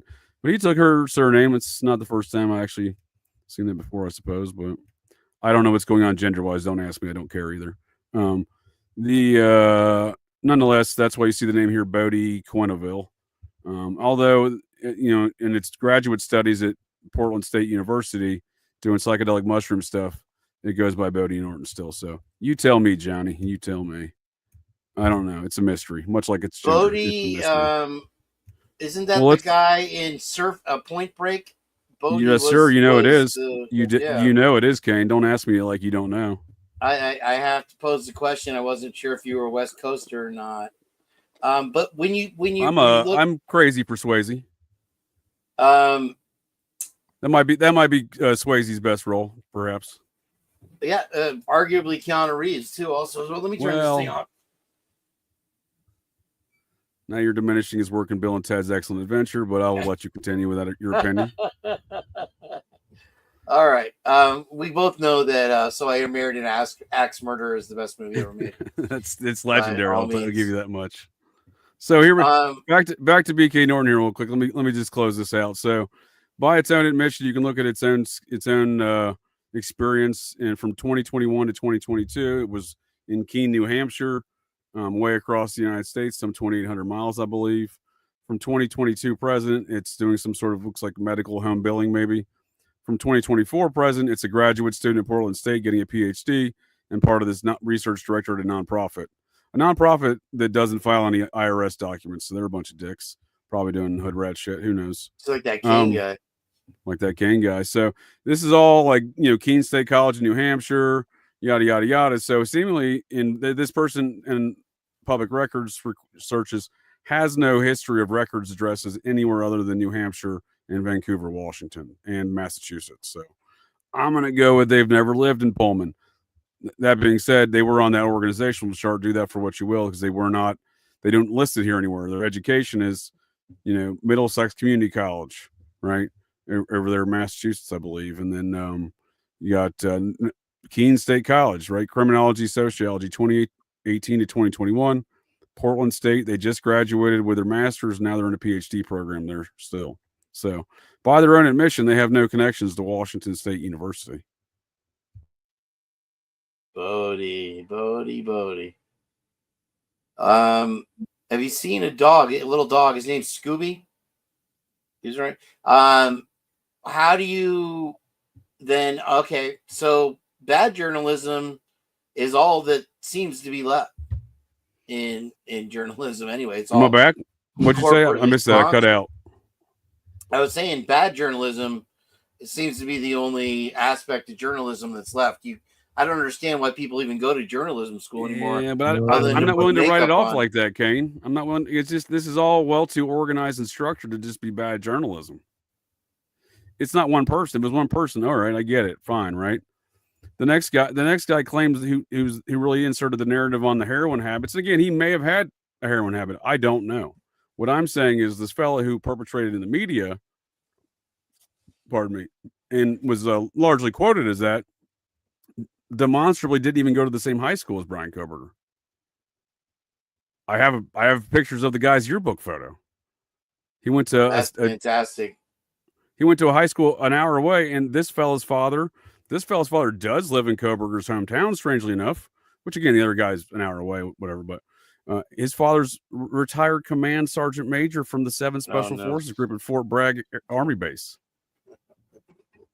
I have to change sponsors midstream. I'm using Tropicana Twister Lemonade, frozen lemonade. I've got that going. So that's what I'm saying.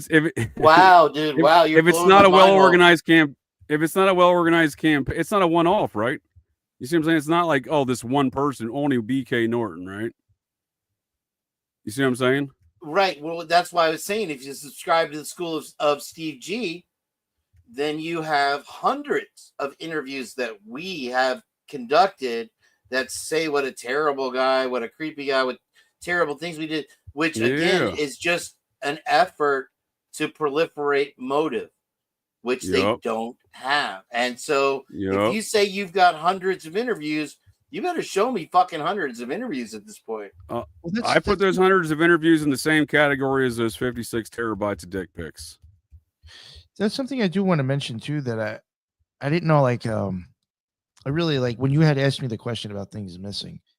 It wasn't something that's missing, but I do think maybe a problem that's been added to it is that, like, between people on YouTube channels, I even think the news, honestly, and like even podcasters. With this case, a lot of people seem to just be freestyling a lot of evidence that actually hasn't even shown up in the court case or even come out. And it's like, where are you getting this from? I know you may like to hear this. I know that Nancy Grace bitch might have said this, but, like, is there any freestyling? No, there is a lot of fucking freestyling. You're right. You're right, dude. It's a rap battle. They just add stuff on, dude, if they want to. No one's going to check it, dude. They're just like, yeah, they were breakdance fighting. They get the biggest cult and the more fucking super chats, man. That's all that happens. Oh, man. Yeah, no, they're raking it in. I'm trying to find where it says this, but this Bayless fella here, this Jack Bayless, it says they lost contact for a few years. It says the story goes they met in 2008. I'm sorry, they met in the 8th grade, which if Koberger graduates in 2013, that puts it at 2009, right? Would you agree with that statement? Sounds He'd good. be in the 8th grade at 2009.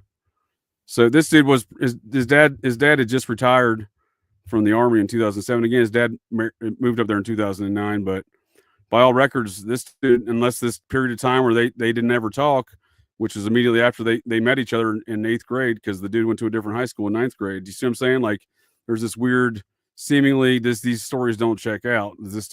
Why would this dude be so in the know about Koberger's heroin use if he didn't even know Koberger, but for a hot minute, for 5 seconds in 8th grade, and then again years later after, at the end of high school or something? You see what I'm saying? Like, how would that even be a source? Even if that is true, even if they did go to school from a hot minute, right? Because again, the timelines don't match up, and it kind of weirds me out when I see Command Sergeant Major dad of his that's Special Forces, Fort Bragg of all places, right? A lot of Fort Bragg connections in this case, right? And just generally speaking, in cases concerning drug trafficking and Mexican drug cartels. I don't know, not to get too on that track here, but there's been numerous instances of those actions out of Fort Bragg with Special Forces guys and Mexican drug cartels to cause enough red flags to go off in my head when I saw this. I'm not saying there's any connections to any of that. I'm just saying this dude's story seems like bullshit, and his father is of that retired nature. So again, there's various statements from him about knowing him throughout high school and stuff. And again, they quit being friends when he started doing heroin again. Maybe they met in 8th grade and this dude moved away and they just hung out occasionally. I don't know. I'm just saying, like, if that's the case, why is that dude the source of your information? Some dude who barely knew him, it seems like, right? You know what I mean? Like, I feel like there'd be other sources, And again, once again, the timelines, I have questions on if they even truly could have met up on those timelines, right? That are presented. Because again, once again, by dude's own admission, he's in other places doing other things. And again, I have a copy of his I'll just show it to you here on his LinkedIn. I like where you're going with this. This is great.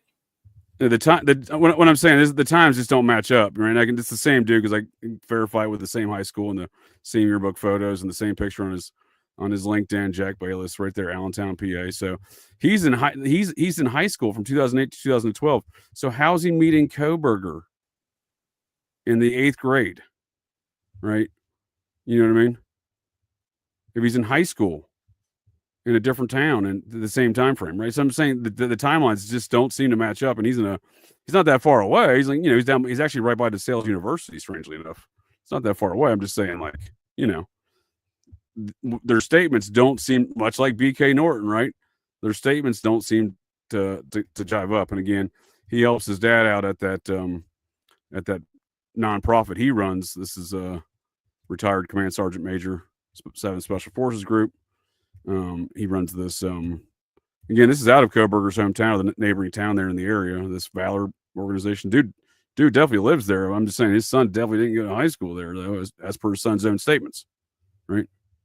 You know what I mean? So all I'm saying is super suspect. This is another guy. This is where I tracked that the heroin narrative seemingly started at, right? Was with this guy. So kind of odd again, I don't care for the Fort Bragg connections, to be quite honest with you. You know what I mean? Mhm. Not a fan. So then it goes on to the next set of narratives. You know where Lehigh? Do you know exactly where that person's from? You said Pennsylvania. About an hour from there.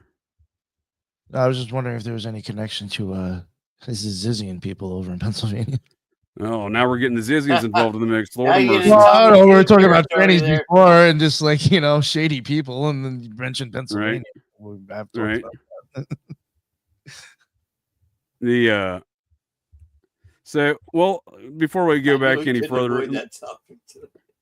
before we go any further, I'm looking at some of the other statements made by some of the folks from DeSales University, right? So I looked at some of the weird. So we had the BK Norton was this guy's a dick at Washington State University. We got homeboy, son of the Command Sergeant Major Special Forces guy who demonstrably did not seem to go to the same high school and or same time frame as old BK there. So he's saying, oh, he's a heroin addict. You know what I mean? And then we got the people at DeSales, that's high school time. So then we got the people at DeSales University. We got their statements. They also don't match up with their time frames. And I'll get into that in a second. But I just want to demonstrate what we do know as facts. So when we're talking about where's the evidence that Koberger's a dick? Where's the evidence that he's a heroin addict? As I was discussing with Nick before the show, laying out, I'm from a family of educators. They're all doctors. If you cut yourself, don't give them a call. They're not that kind of doctor. But so I'm very familiar with these systems, the manners in which they, enroll into these systems, how hard it is to get into a PhD program, what it takes to get grade-wise, GPA-wise, how you're compared to other candidates, et cetera, et cetera, et cetera. My brothers are professors, so these are things. This is the life they live still to this day. Nonetheless, that's not easy. I mean, he got accepted into a program. I mean, I don't know where it ranks on the list, but nonetheless, it's not. They have a large volume of applicants to every PhD program across America in a very small list of available spots. Same goes for when you're trying to get up in those ranks too, like tenured positions and stuff. But that's where the funnel starts. The reverse funnel system of that whole program. But so this dude, you mean to tell me this dude's all hopped up on dope? I mean, and going to class, getting grades, getting that GPA up, doing extracurriculars, attending feminist rallies of some book that they, he did in 2018 at Northampton College. I forget which one it was. That Handmaid's Tale.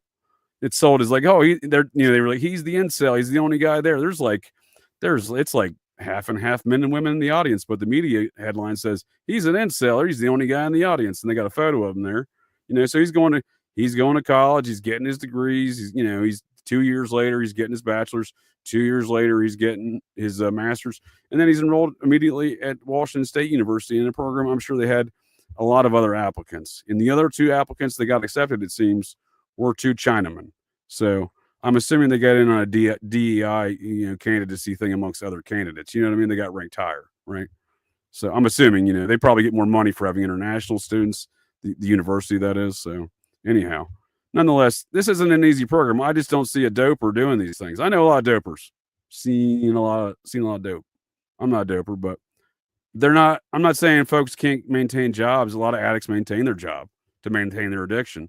What I'm saying is a lot of addicts don't get up in the morning, do their fucking homework, keep that GPA up, and get into that PhD program. And everyone says this guy's a dick. He hates people. He's abusive. He hates the Q people. He does drugs. But then again, you start looking at the backgrounds of these people, and this magic show starts, unveiling itself, it seems, because it seems these people, the stories they give, or is reported in the media, at least, the stories reported in the media as to how these folks encountered or experienced or met Kohberger. Well, again, as we've already seen with two of those characters, their timelines and narratives do not add up. And it continues. Is great, man. I'm stunned by your presentation so far. Great job, Heather Fitzgerald. Thank you very much for providing these leads. And it just goes to show you that they don't have to show receipts. May I interject real quick? Shit.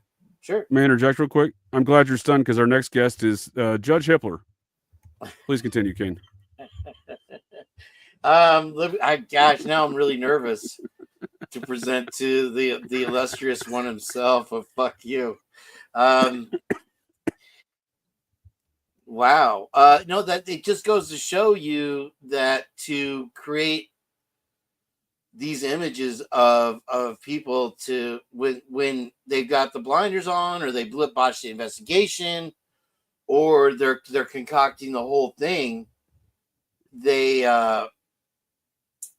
go as far back and can you imagine if they put as much effort into the actual crime scene and investigating some of the blood samples and so forth? Yeah, but in what world? I understand what you're saying, Ken, but I apologize. I'm not upset with you. I'm just upset at the situation, probably, but a little butthurt about all of it, I suppose. I mean, how did he get a book deal, dude? I've been putting in for a colored book deal with pop-ups, dude. Pop-up books are still my favorite. What I'm getting at, though, is like, in what world, dude? Like, how is this a thing? Like, how is this organized media campaign in which to convict this man in the court of public opinion, citing folks who demonstrably don't even fucking know the guy? What world is that, Kane? That's not like world I'm familiar with personally. You know what I mean? Like, I don't understand how that world works. I tell you how it works is they are so comfortable. No, who's they? How do you call somebody? How do you get BK Norton to subscribe to nonsense? The prosecution is so comfortable with saying whatever they want, doing whatever they want, and then when anyone questions them, the steam comes popping out of their ears, and they literally dox themselves by saying, "You knew that was a lie," and this is their media partners proliferating this image of a boogeyman, giving him a motive, which he doesn't have. The one thing you can stand back and say is he doesn't have a motive. If I may interject, sir, yeah, I get it. I appreciate the motive for sure. No, you're right. I'm not disagreeing there, but I think you misunderstood what I'm saying. Like, how do they call these people? How do you recruit Jack Bayless? How do you get BK Norton? What's the organizing principle in which to constitute these folks to say, yeah, I knew Brian Kohberger, he was a dick? How do you even meet these people to say that? Are you asking me? I mean, I'm open to any ideas. You, Nick, Judge Hippler. Well, my answer would be, I think this is a trick question. I think you're going somewhere with this. I probably am. You're a wise man, but what I'm getting at is you are correct. What it speaks to me is it's machinations of a very large scale to hide whatever the hell's going on here. But what it demonstrates to me is there's an organizing system we don't understand, we don't see. You know what I mean? That's behind this conviction of Brian Kohberger. Whether or not they're behind the murders, obviously, it seems like they would be if they're behind the cover up and conviction. So it's unprecedented, in my opinion. You know what I mean? Like, it's some like Lee Harvey Oswald style propaganda campaign, or OJ Simpson. You know what I mean? Like, who's like what's the driving? You know what I mean? Like, I don't know, dude. I don't know how that works. Do you call someone like, hey, we need someone to say this guy's a dick? You know, who's up for that? Here's 10K. Is that how it works? I don't know. What do you think, Nick? So something very close, I think, to what JJ is saying. Actually, I mean, as silly as that sounds, I think people do get pretty much just take those jobs. Yeah, 10K is probably a lot high. It's probably like, we'll give you $500 in Target gift cards. How about that? Well, here's another question in relation. Where do you get those jobs picketing for the Democratic Party and to take down Tesla now, or for whatever cause that it may be? It may be that's in the same byline as Yep. the LinkedIn for that. Same department. I like where you're at. I like your style. So here's what we know about Brian Koberger. Looking back, when they first arrested the man, the local department out there in Monroe County, Pennsylvania. There we go. Thought I was going to say Idaho for a second. Fooled you. He said, we ran a search. We've got nothing on the guy. I'm trying to find it. The only call they have was he called 911 one time because he got his car stuck behind a lock gate on a bike trail. That's it. The database includes 6 million police reports and related data and showed only one contact with Koberger, a 911 call in which his car was locked behind a park gate on a bike trail. What a son of a bitch. What an absolute son of a bitch. How dare he? It's damning evidence. I'm surprised that's not in that PowerPoint from the state. That should be right before the seatbelt violation. Right. Because if you want to talk about a real crime against humanity, when you talk about all the mix of things, and he's this out of control student that's pinching girlies' asses and drinking recklessly and smoking the dopes. Real doper. How do you get through an entire 4-year program, get highly recommended to a 2-year program, and then get an exceptional recommendation to a PhD program, which is extremely limited because there's not really any jobs for it, to be honest. Yeah, I'm glad you brought that up because they keep trying to say Catherine Ramsland. In fact, Steve G was saying this the other day. I keep hearing this. Catherine Ramsland's the one who recommended for the program. First of all, that was like his teacher in one course. That wasn't his criminal justice instructor for his PhD, his master's program. She did like one course. His main instructor was this lady who recommended him for the position and for the PhD candidacy. Michelle Bolger. She's still there now. She's age 33, Nick. Here you go, bud. Is she a female? Michelle Bolger. I mean, yeah, it's not, she's not French, dude. It's Michelle. It's a associate professor at DeSales University. Here you go, Kane. I got a picture over here somewhere. There you go, bud. Oop. Okay. Hot or not? You tell me, guy.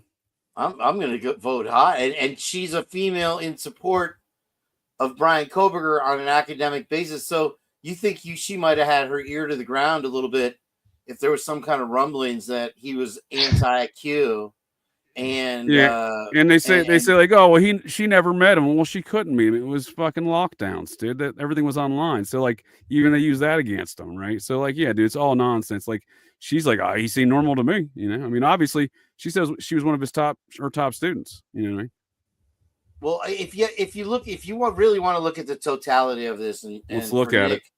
You have to quote the great Twiz L. Stick.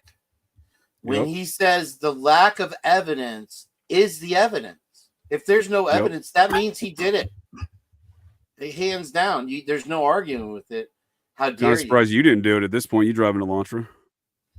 I do DoorDash and Elantra. Oh. I'm also, I could pass as 5'10" if I wear my riser shoes. Did you have bushy eyebrows? I tell you, I just can't get that shave right here, but otherwise I keep them pretty trim, like Vanilla Ice. I have that one little line in the middle of the brow to represent for A1A. If you don't have bushy eyebrows, it couldn't have been you then. So there's been various reporting on what. Listen, we did a whole show on Party City's bushy eyebrow attachment costume, so it's not out of the question. Whose question? I keep them in the glove box, JJ. Depends on who's asking that question, friend. So I think we've reached up pretty good to who they are. Who's breached so far? You and I and the hole in the wall at 1122. Well, if I just may close out here on these sales characters and how they're orchestrating these same kind of narratives.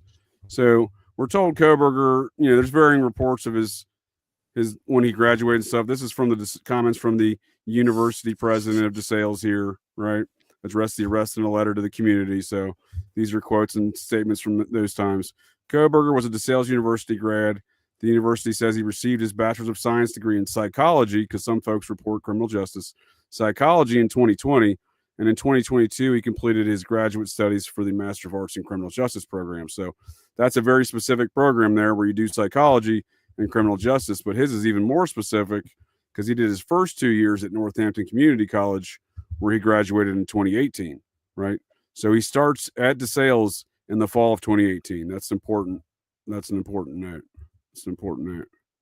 Okay. So we go to our first guy here, Josh Ferraro, right? This guy, not the dog. Don't be confused by the dog. It's the name under it. Stand by, please. I think it said guilter pointing to the dog, or guilty. Well, I'm not surprised. They got him. They got into him already. So I'm sure there's. They mapped his colon. They mapped his colon. Sorry. Typical. So this guy's quote is saying, "I'm sure there's statistics out there of how many people passed by a murder or how many people know a murder. I don't and didn't until recently," said Josh Ferraro, who attended DeSales University with Koberger. Very broad statement. They'll go a little bit deeper in a minute. It's very concerning. It's very eerie and creepy. So he goes on to say Koberger's a dick, right? Koberger's a dick. I mean, He says it a couple times. And so all of these statements is also of note that the numerous students in DeSales, they all focus around one event in this biology course that Koberger allegedly took with them in a biology project where he apparently creeped out the entire project. But I'm going to demonstrate that both characters making that statement weren't even at DeSales at the time and could be taking that course. And also Koberger wouldn't have been taking a biology course with them based upon the years in which that's offered. So again, these stories do not, and that's based upon the curriculum and of the university. I'll show you in a second. But so, again, he's going on to say, he studied with him at DeSales. And again, this dude did go to DeSales. He did study criminal justice. He did not study psychology. First of all, that's one thing important to note for undergrad stuff, because Koberger was a psychology undergrad, there, and he was only there for 2 years, and he came in. I'll show you in a second. This dude was already, again, these stories don't match up, but he goes through here saying, "Oh, Koberger's a dick." At the time, I would have never said, "Oh yeah, that guy would do something like this." He may have been a little odd or a little off, but other than that, you'd never expect to be allegedly part of a quadruple homicide, Ferraro said. It's a small school. It's not like Penn State or a Temple. It's a very small school in a cornfield. So if you go there, most of the people within your study, and pretty much everyone that goes to the school, and he was not known. That's interesting. It's not always the creepy guy with glasses and oily hair creeping around the corner, Ferraro explains.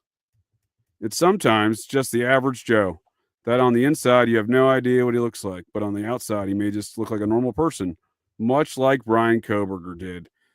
In summary, old Josh Ferraro here saying Michael Myers, the boogeyman, could just be any guy you cross on the street. Could be your neighbor. Could be someone you pass every day. Could be your milkman, your postman. Could be Kane B and his Hyundai Elantra. Or it could be Dennis BTK Reynolds over there. But there is that. And they're going to build. I feel like this show is becoming more in a class, and I'm going to get my chance to reply on Friday morning if you're going to join me for the purge. Yeah, the AM purge. It's 11:55, so it will technically be AM. Yes, sir. I'll be able to say good morning to the folks there. I'll see you there for sure. But I'm listening. I'm glued to the end of my seat. So we go on to show this Ferraro guy's highlighted in the 48 hours Koberger did it. He's interviewed in there. This is a transcript. In the fall of 2018, Brian Koberger, the AI spelled it with a C for some reason, like Koberger, like Kula Burgers, but CO.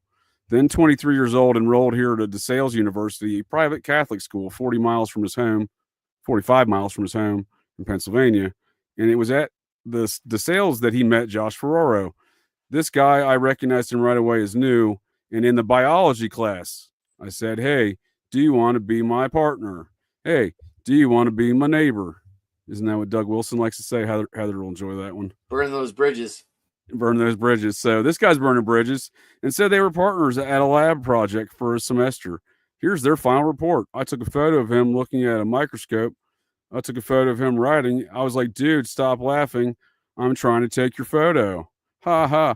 This needs to look good for the project. And he immediately turned it off and he just deadpan and just posed. He posed for the photo so seriously. I've never seen this photo. I don't know if this photo actually exists. And if it does, I mean, I'd love to see that. But to me, that sounds like fucking tomfoolery because there's no way they were in that biology class together because Josh Ferraro did not seem to graduate to Sales University. He seemed to drop out after his junior year in 2018 year. So fall 2018, he didn't make the commencement graduation that semester or the following semester, 2018. So seemingly he didn't go back to school. He also wasn't on the tennis team that year, despite being on the tennis team the 3 previous years. So I presume the fall semester 2018, Josh Ferraro, by all appearances, was not even into Sales University. And further, he was a criminal justice undergrad. And further, he never would have been in this biology course with old BK. First of all, that would be, I mean, I suppose there's a potential he could. However, he'd be a senior at that point. Old Koberger would be a junior, and that's a junior level course. So you tell me there, Cool. Kane. All right. Well, if you're ready for my response, respond as you deem necessary, please. Yes, sir. There is a children's theme park actually in the area called Sesame Place. Perhaps they went junior senior field trip if they got a permission from their parents, and that's how they interacted. That makes sense. So here we go. It makes sense in a completely ridiculous manner, but I like it. So here we go. Josh Ferraro, tennis team to Sales, right? 2017-2018 roster. He played the sophomore. I'm sorry, he played the year. So he played 2 years, not as a freshman, sophomore and junior. And again, he's not on the senior team. You go over here to the senior team. Look at the men's roster. If I've ever seen a frat boy in the making, though. Oh well, hold on. As it gets better, I don't want to spoil it for you, but just stand by 1 second, sir. It gets better. So he's not on this roster.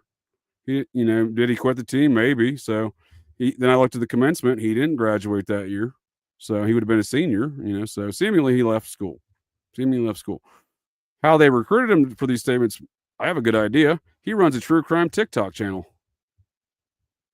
Would you believe that? Okay. You've mentioned that before. Well, I mentioned that for a different yes, sir. This is number 2.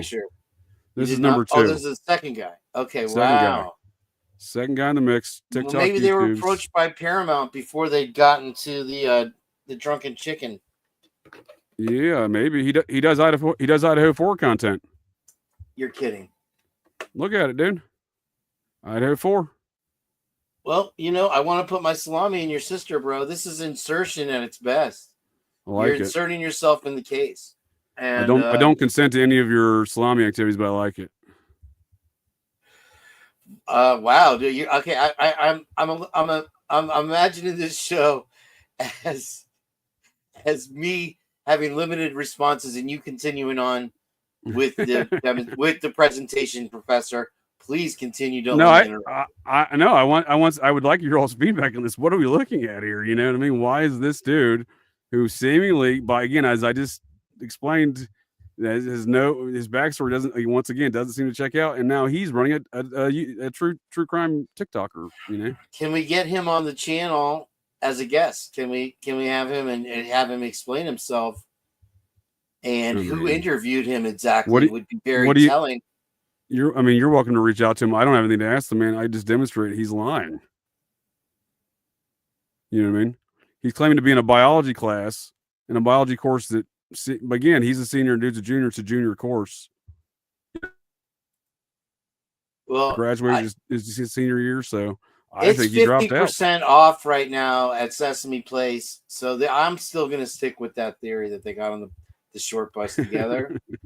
And rode out. Well, you hold that theory as I bring up the next character. How about that? Yes. Thank you. Then we got the other guy in that same mix in the same article back there that was just shown is this guy, Bernard James, also of DeSales University. He was the leader in that same biology course that Koberger creeped out. He was the leader of the group, right? And as you can see here, first of all, I want to go back and point out he's a media studies major. I went through the curriculum at DeSales University. At no point in time do they require any media studies majors to take any biology courses, especially in their senior year. all electives are taken care of in their first 2 years. So Sure. whatever he's doing, taking a biology course the senior year and a junior level course, don't ask me. Once again, these details don't seem to match up. He also was a track and field star there at DeSales. Well, I don't know about, I use the term star loosely, but he was a junior in 2017, 2018. So once again, the fall of 2019, he'd be a senior, media studies major, TV and radio communications or whatnot, broadcasting, taking a biology course with a psychology major and a criminal justice major. And mind you, the only person required to take that biology course was Brian Koberger, the psychology major. The other two fellas and their curriculum, not required. Could they take it as an incentive or as one of their electives? Sure. Had they not been seniors in a junior level course, I would say possibly. And again, what electives is a media studies major taking a senior year that doesn't involve communications or media studies? Because their entire curriculum for his senior year, all media studies and communications. No room for biology courses. So just saying.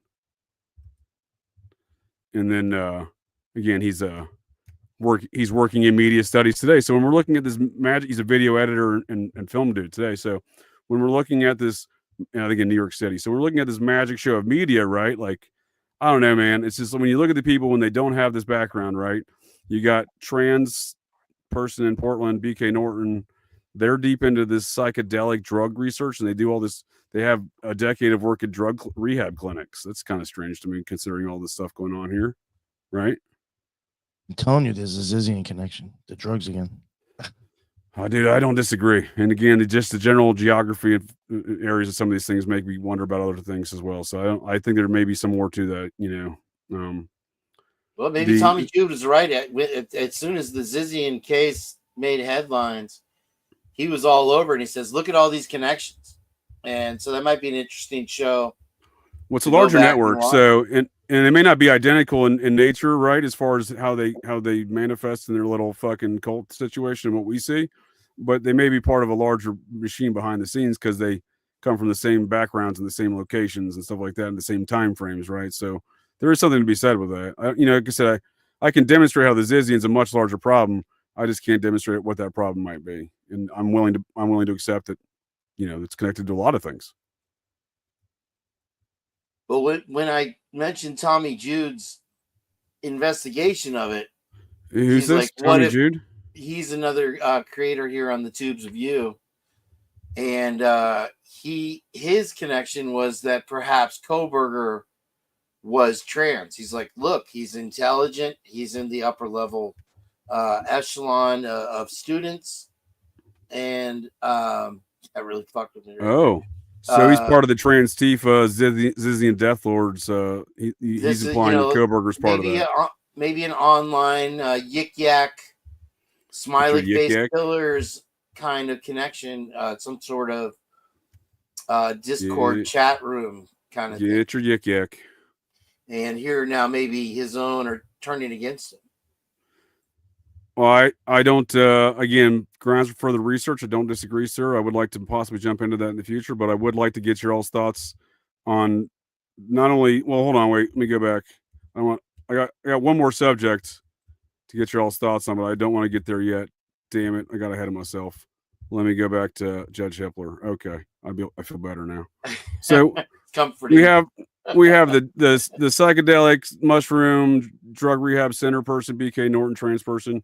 We have, again, background seemingly doesn't jive with this. And again, they're saying Koberger's a dick.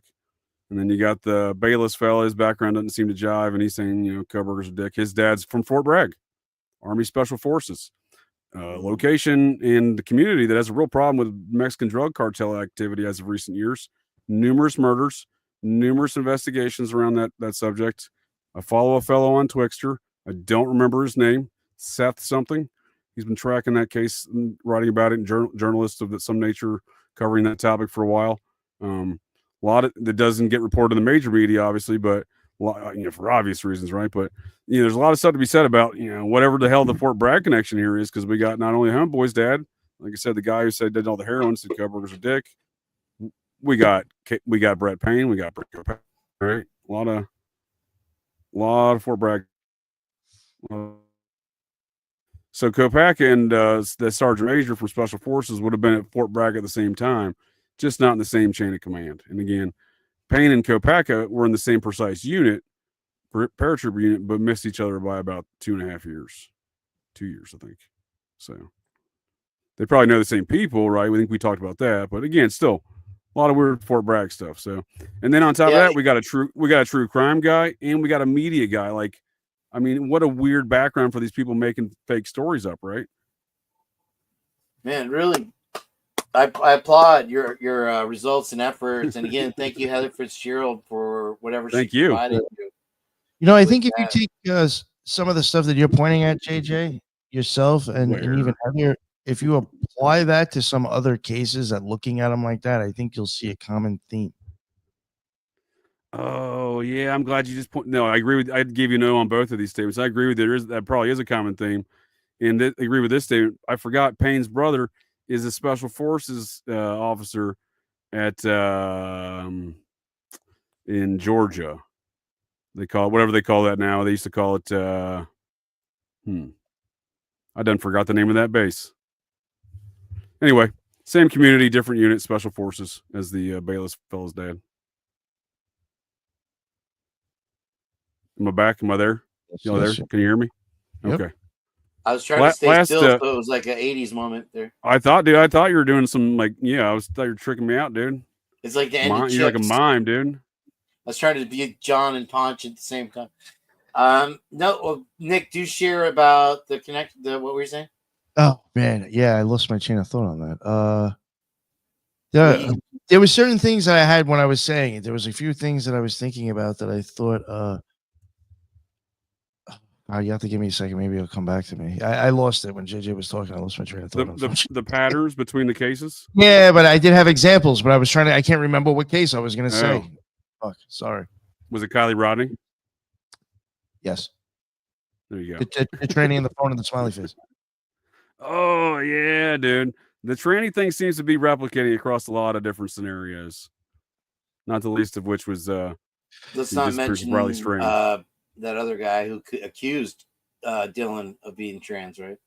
No, I don't know. I don't really. I mean, outside of that one press conference, you're telling me that person was there. That's about my own interest in even talking about that fellow. But there does seem to be this transpocalypse, right? Not just Buffalo Jared, not just this Riley Strange situation, but there does seem to be the Zizians, of course, right? You know, yeah, they even shoot up schools now too, don't they? They've been shooting up a lot of schools. A lot of that. Let's call it right there. We've solved the case. We can do another show in about a half an hour where we solve it again, like some of the other creators do twice a day. Oh, I've seen that, man. Yo, I can't remember Bombshell, the channel. dude. Bombshell. There's a few channels that actually say that they solved the fucking case.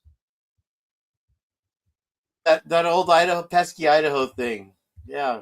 You know what's scary is that these channels that actually toot that shit, it's like, they got like 75 fucking thousand followers, 5,000 people on their live chat. It's like, what the fuck? I mean, I think that we've attracted people like that drama, dude. I think we've attracted our own audience, though, here, Nick, with this. It's just frightening to think like humanity actually. Yeah, and I'll be honest with you guys. In the last couple of days, I've been cheating on you. I've been going out there and turning tricks on other channels. Do tell. And do tell.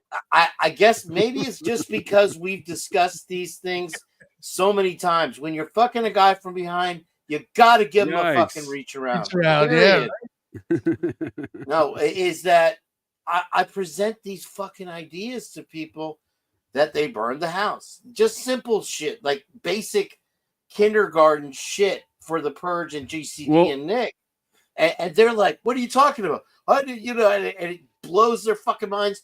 The chat lights up and it's just like, well, yeah, we kind of found this and this and this and this. And it's new to people. And I'm like, what the fuck are these people looking at? You know? I totally agree with you, man. Some folks can't see the in the forest through the trees, or they don't understand who came first, Monica or Bill. You know what I mean? People aren't in love with the case as much as they're in love with the person giving it to them. That's the difference. It's a beauty contest, just like the trial. And I got into that last night with somebody about. I mean, you're going to have experts on both sides. And so when you have a trial happening and you have sort of a coming in biased jury, maybe tainted a little bit by all these Sorta? motives that You they've think? created, and Are this you kidding? persona. You Am I have what? no idea. This jury is smarter than you think, sir. Go fuck yourself. I'm just coming here as a dumbass to say that it's a beauty contest from top to bottom. Even though Steve G's daughter is doing the exact same thing at the end of the semester, living at home, when BK does it, he's a loser. Yep. You're a dirtbag. Yep. And so it's a beauty pageant, and Honey Boo Boo is running the show. It's from media mystery machine at 48 hours in 2020, and they're all of their creative implications and all of the things that they've uncovered, and there's nothing that's art. You gotta admit, if you weren't into this shit and looking at this shit closely, you might be like, oh yeah, that guy. Just like when I interview people here in Florida, they're like, oh yeah, that guy. You know, I ran across the unicorn the other night. I did a live and I said, oh my gosh, there's somebody here in Clearwater, Florida. They follow the Idaho 4 case. They're one of us, more or less, knew everybody, Lana. And I'm like, holy shit, you know, but outside of that, and, you know, even in the Pacific Northwest, you have this, yeah, he did it. You're pulling from those 350 million people. You know what I'm saying? What'd you say? Yik yaks? Micmacs. There's not a lot of yik yackers over 45. It's not a trendy, unless, you know, maybe they got the upside down pineapple hanging at their door. Yeah. Well, what do you know about that, Kane? Yikes. Yikes. I know about silver Slurpee cups, son. I'll tell you all about this. Yikes. Okay. Well, hey, gents, I appreciate both your all's time here this evening. I'd like to close this down here with some closing statements. I'll turn it both over to you, gents, for the same. And I do appreciate your insight here on discussing these matters, but I would like to ask you, why is there no probate cases for these victims? This is the collective Idaho search system for all the court cases in Idaho, and I can search all the victims' names, the 3 victims' names in Idaho, and the one in Washington's the same story. But why do I find no probate cases? These folks had property. They had what is known as, quote unquote, legally speaking, estates. Mind you, I am not an attorney. I'm also not the vice president, but these folks should have to go through probate to disseminate their, distribute their assets through the court system, through the normal probate process. No probate cases. Now I can look up random obituaries from the state of Idaho, go into the same court system, look up those people's names, find probate cases. Because unless you have a living trust in which when you die, that your stuff goes into that trust, then your shit's getting distributed through probate, friend. Let me ask you for one more receipt, JJ. And it's something that came up. Didn't we determine that the Chapins were Mormon? I've heard that. I have found no confirmation, but I don't know that I've looked that deep into it. Okay, so they're not Mormon by heritage. They're Canadian by heritage, if I'm not mistaken. Well, the prevailing theory out there on the streets of the tube is that they are Jewish. And so this is where I ran into a headbutt on 2 things, and I'll start with the simpler one. Let's keep our sig heils to a minimum, please.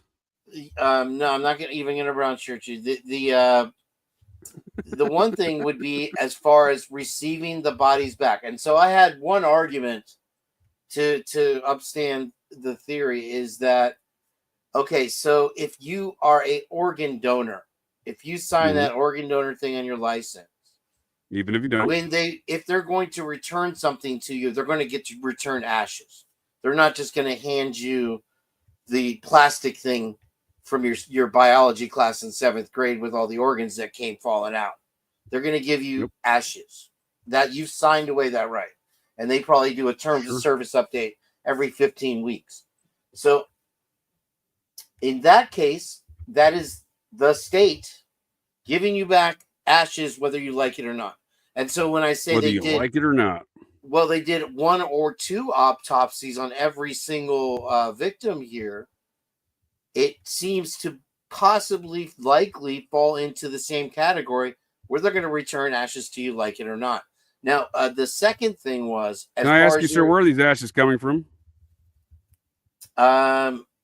it was a real barn burner, from what I'm told. Real barn burner. I'm just saying, like, I have a real problem with not having a probate case and having no records of burials. I'm just asking where you think these ashes might be coming from. Perfect transition right there, because the second one was as far as the records of Ethan Chapin, where he was buried, and you couldn't find any record in that cemetery.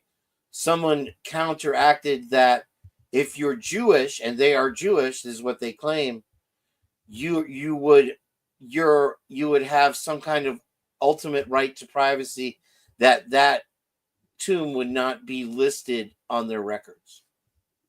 Well, here's the other thing on that. I think I'm not Jewish. I don't know enough about their theology and philosophies, but it's to my understanding, you don't burn that body, friend. You don't do an autopsy on that body. You bury that body, and you have 3 days to do it. Right. We did not see that here. What we did see was a autopsy 3 days later, an alleged autopsy a month after that, on December 15th, according to the state's end report on Ethan Chapin. So, how he's autopsied on December 15th and buried on November 21st, I have no idea. But I do know that within Judaism, they do not care for any sort of burning. You do not decimate that body at all. There's no autopsy. You just simply bury that body. I'm not saying that's a hard and fast rule. I'm just saying that is their philosophies and theology. So I don't, if you're breaking all of them, I don't know if that's, maybe it is a thing. He didn't seem to be buried in a Jewish facility, though. I know that much. Well, Janet Criminal Confidential says they are not Jewish. So there's another question. Where is this narrative coming from? So he's allegedly buried at Hawthorne Memorial Park, right? Mount Vernon, Washington, where he's from, just north of Seattle. So then you go to that website, and we got Mount Vernon Memorial. Hawthorne Memorial, Mount Vernon, Washington, College Way, Mount Vernon, Washington, right? Hawthorne Funerals. So you go up here and you go, look, he's buried in the Memorial Park, right? They don't have like a cemetery, they call it Memorial Park. So you click on that Memorial Park search, and you say search records in this cemetery. You look at that. This is, again, I'm not trying to see. There's the search already conducted that still exists here that doesn't exist when you hit search. So, again, and it's weird to me too that like the folks that manage these memorials on Find a Grave are not family members. I'm somewhat offended for the families, I guess. I don't know. It's just weird to me.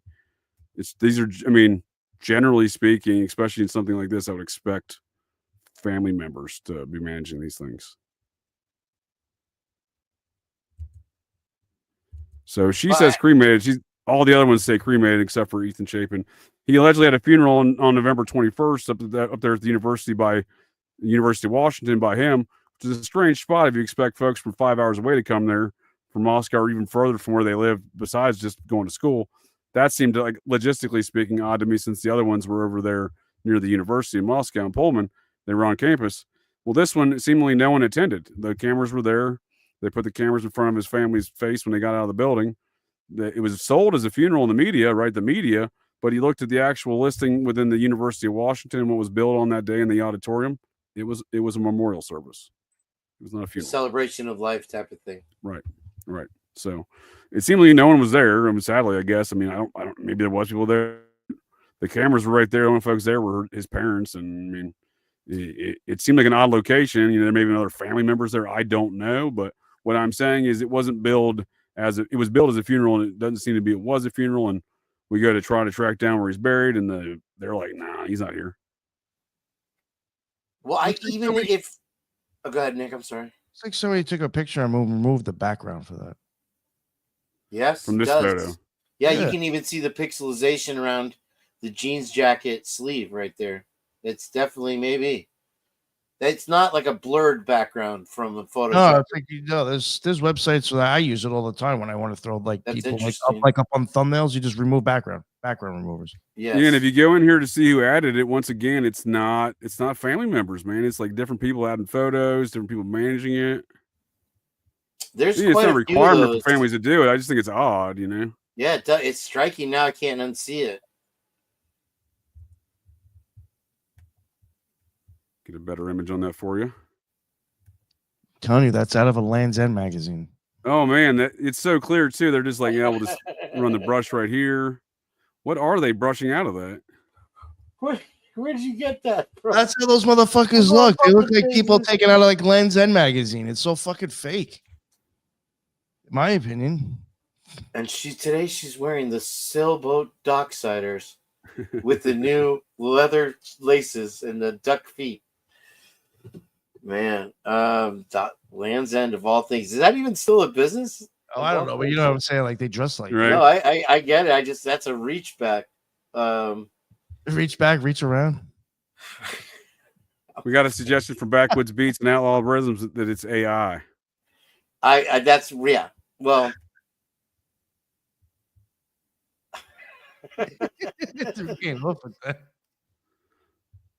did you roofie me before you threw me down here in the basement? We Cosby'd you. So as my last statements here, my gents, my last statements is we didn't see any. I'm okay if these folks did get murdered. You know, maybe there's some other level of secrecy like the rest of this case that's secret, that's caused their probate cases to also be stamped secret. I'm willing to admit that's possible. But again, the cremation of these bodies, the lack of evidence at the scene, where did these people get murdered then? Because I'm not willing to believe it occurred at 11:22, right? I mean, if it did, they didn't tag the blood that was there, the walls, the mattresses. That's not evidence. We don't need that. We have PowerPoints. We got the Meowry report. You know what I mean? So I don't know. That's where I'm at with it. It really bothers me. There's no probate. It bothers me about a lot of those details around the burials and whatnot. And again, it would be a different story if it also wasn't coupled with this large scale organized media campaign full of liars, bad mouthing Brian Kohberger, saying he's a dick. And again, he may be a dick. He may bully people. He may, in fact, be a heroin addict. All reasonably, assumed details of the man's life, those don't seem true on the track of education that he was on and the grades which he was getting and the manner in which he conducted himself, clearly in which to do that, not being a creepster to his female professor who recommended him for the position. And again, these statements are being made by people who demonstrably, by their own statements, their own resumes, have conflicting data from their own statements of how they know Kohberger. So I say bullshit. But I'll turn it over to you fellas for comments. And I greatly appreciate y'all joining me here for Operation GCD Live. And feel free to take as much time here as you need to close some statements and any plugs you need. But appreciate both your gents' time here this evening.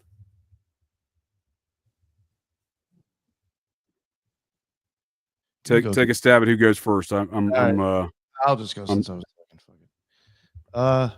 Well, thank you. I think you pretty much showed like the evidence is lacking, and then a lot of I really do think like what you were showing before. I do think there is like some sort of spider web or network that all fills in spots to give an image in the news. So I do think that this case is one of those, and I think that's kind of what you're trying to get at earlier as well, maybe. Yeah. And in my opinion, just the lack of evidence shows the lack of anything happening. Yep. Yeah, again, prove it, dude. Where is this evidence? They got nothing against Kohberger. They got a PowerPoint. Instead of cell phone tracking, they drew a Google Maps and put some pens on it and said, well, here you go. It's a fabulous PowerPoint. But yeah, no, I think this was really good. Thank you. I appreciate it. Again, like I think the fact of us talking about what's lacking and then showing just weird fucking connections and shady shit. It's just regardless, this case is a fucking mess, man. It's my opinion. I appreciate it, sir. You're the one who really got me on a lot of this track with looking deeper into true crime events when you started talking to me about that Kylie Rodney stuff. So that's why I'm always quick to guess Kylie Rodney, because that's the one that tipped me off to look into the deeper machinations of these true crime events. Mm-hmm. Real or not, just the way it's sold to the public, the way it's used to generate ideas, the way it's used to especially YouTube, social engineering stuff, right? I think YouTube is a real big outlet for certain things, for shit like this. And not saying that like there's shows out there specifically to do that. That's what I think. I agree. I agree. I mean, it's the nature of communications in this country. If you go back and look, why was Lee Harvey Oswald working at a book depository? Well, the fucking CIA runs the book publishing companies in this country, and they have since at least the 1950s, when book publishing became such large scale efforts in which the CIA had existed circa, as a result of 47. So, I mean, these spook operations have always wanted to control the dissemination of information in this country. They want to monitor it. They want to track it. They want to get involved in it. They want to get up in that, in the mix with things. But it seems like they're generating things now too, and an evolution almost. And using that, it could be for simply, let's see how folks react to this, right? That was just real. I'm sorry to take up so much. I know we're at the end, but dude, take your time. Just to really kind of push on this thing, and this is another thing that I hope one day we do get to. Even with the Kylie Rodney case, talking about on YouTube being used, I don't even think it always has to even be the content creator. It's the person that ends up getting on the show and starts to spiel some shit, and they happen to believe it. I think that was going on a lot with Kylie Rodney case, with that chick Zanime just showing the fuck up out of nowhere, who worked for NASA. Yep. Again, another one out of a million cases with this true crime that goes to NASA. And in my opinion, NASA is Nazi magic, which is exactly what's being used on people with true crime. Interesting. Yes. I'll go back to the other picture before you cut out. I had one more thing to add, please. If you look at the Mowry report, this is official documentation from the state.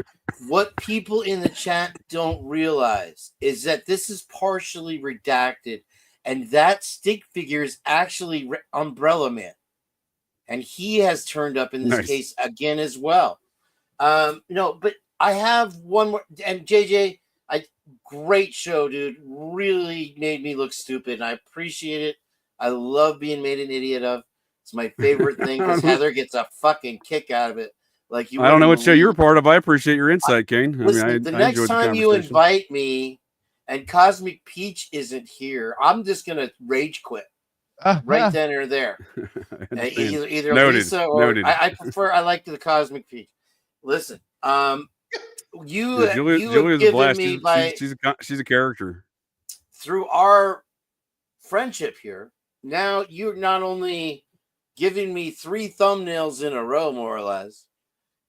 We've got so much shit to talk about. We could go 15 hours, and maybe we would go 15 hours on the Purge next time, because I mean, you really stacked it up like a pile of. Well, we gotta do 7 just to get started. We gotta do 7 just to get started. We're just getting started at 7. King, I wasn't sure if you were feeling me the other night with the JJ Vance, the JD Vance.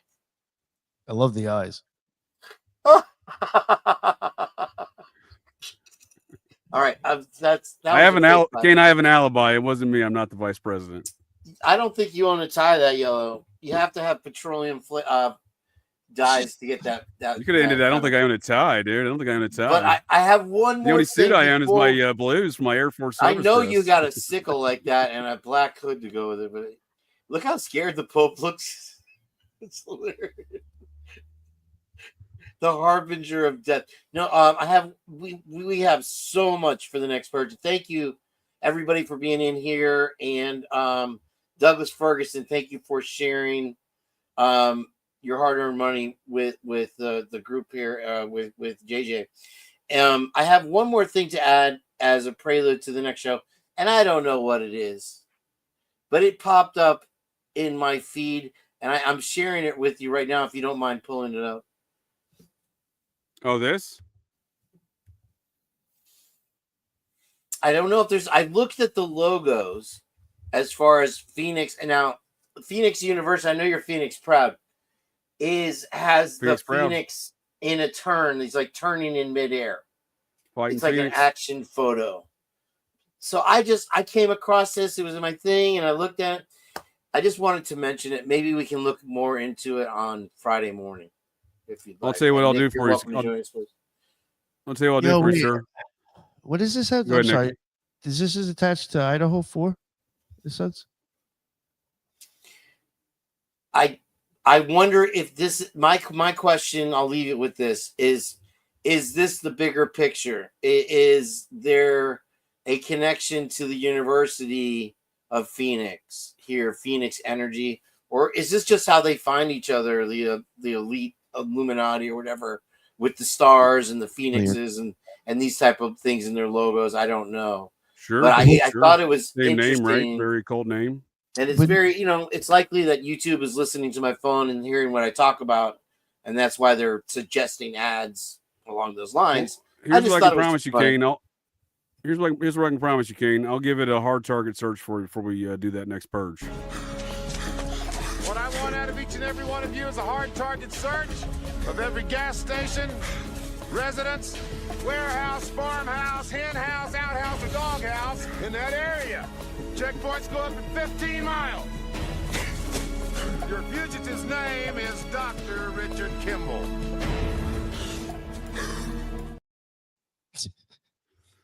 Someone needs to send that clip to Detective Payne. Well, I appreciate both of you gents' time this evening. Comments and insight as always. Folks of the interwebs, appreciate your time as well in the chat. I hope everyone enjoyed the show here. And looking forward to that next purge. Well, that's it. That's the show here, folks. So the next time you're out on the town, visiting your local watering holes, or perhaps just meandering around, and you hear the unmistakable sounds of metal clanking, and you spot signs of a disturbance, well, check your six. Look in that garbage can, because you never can tell. The GCDs may be loose in your town.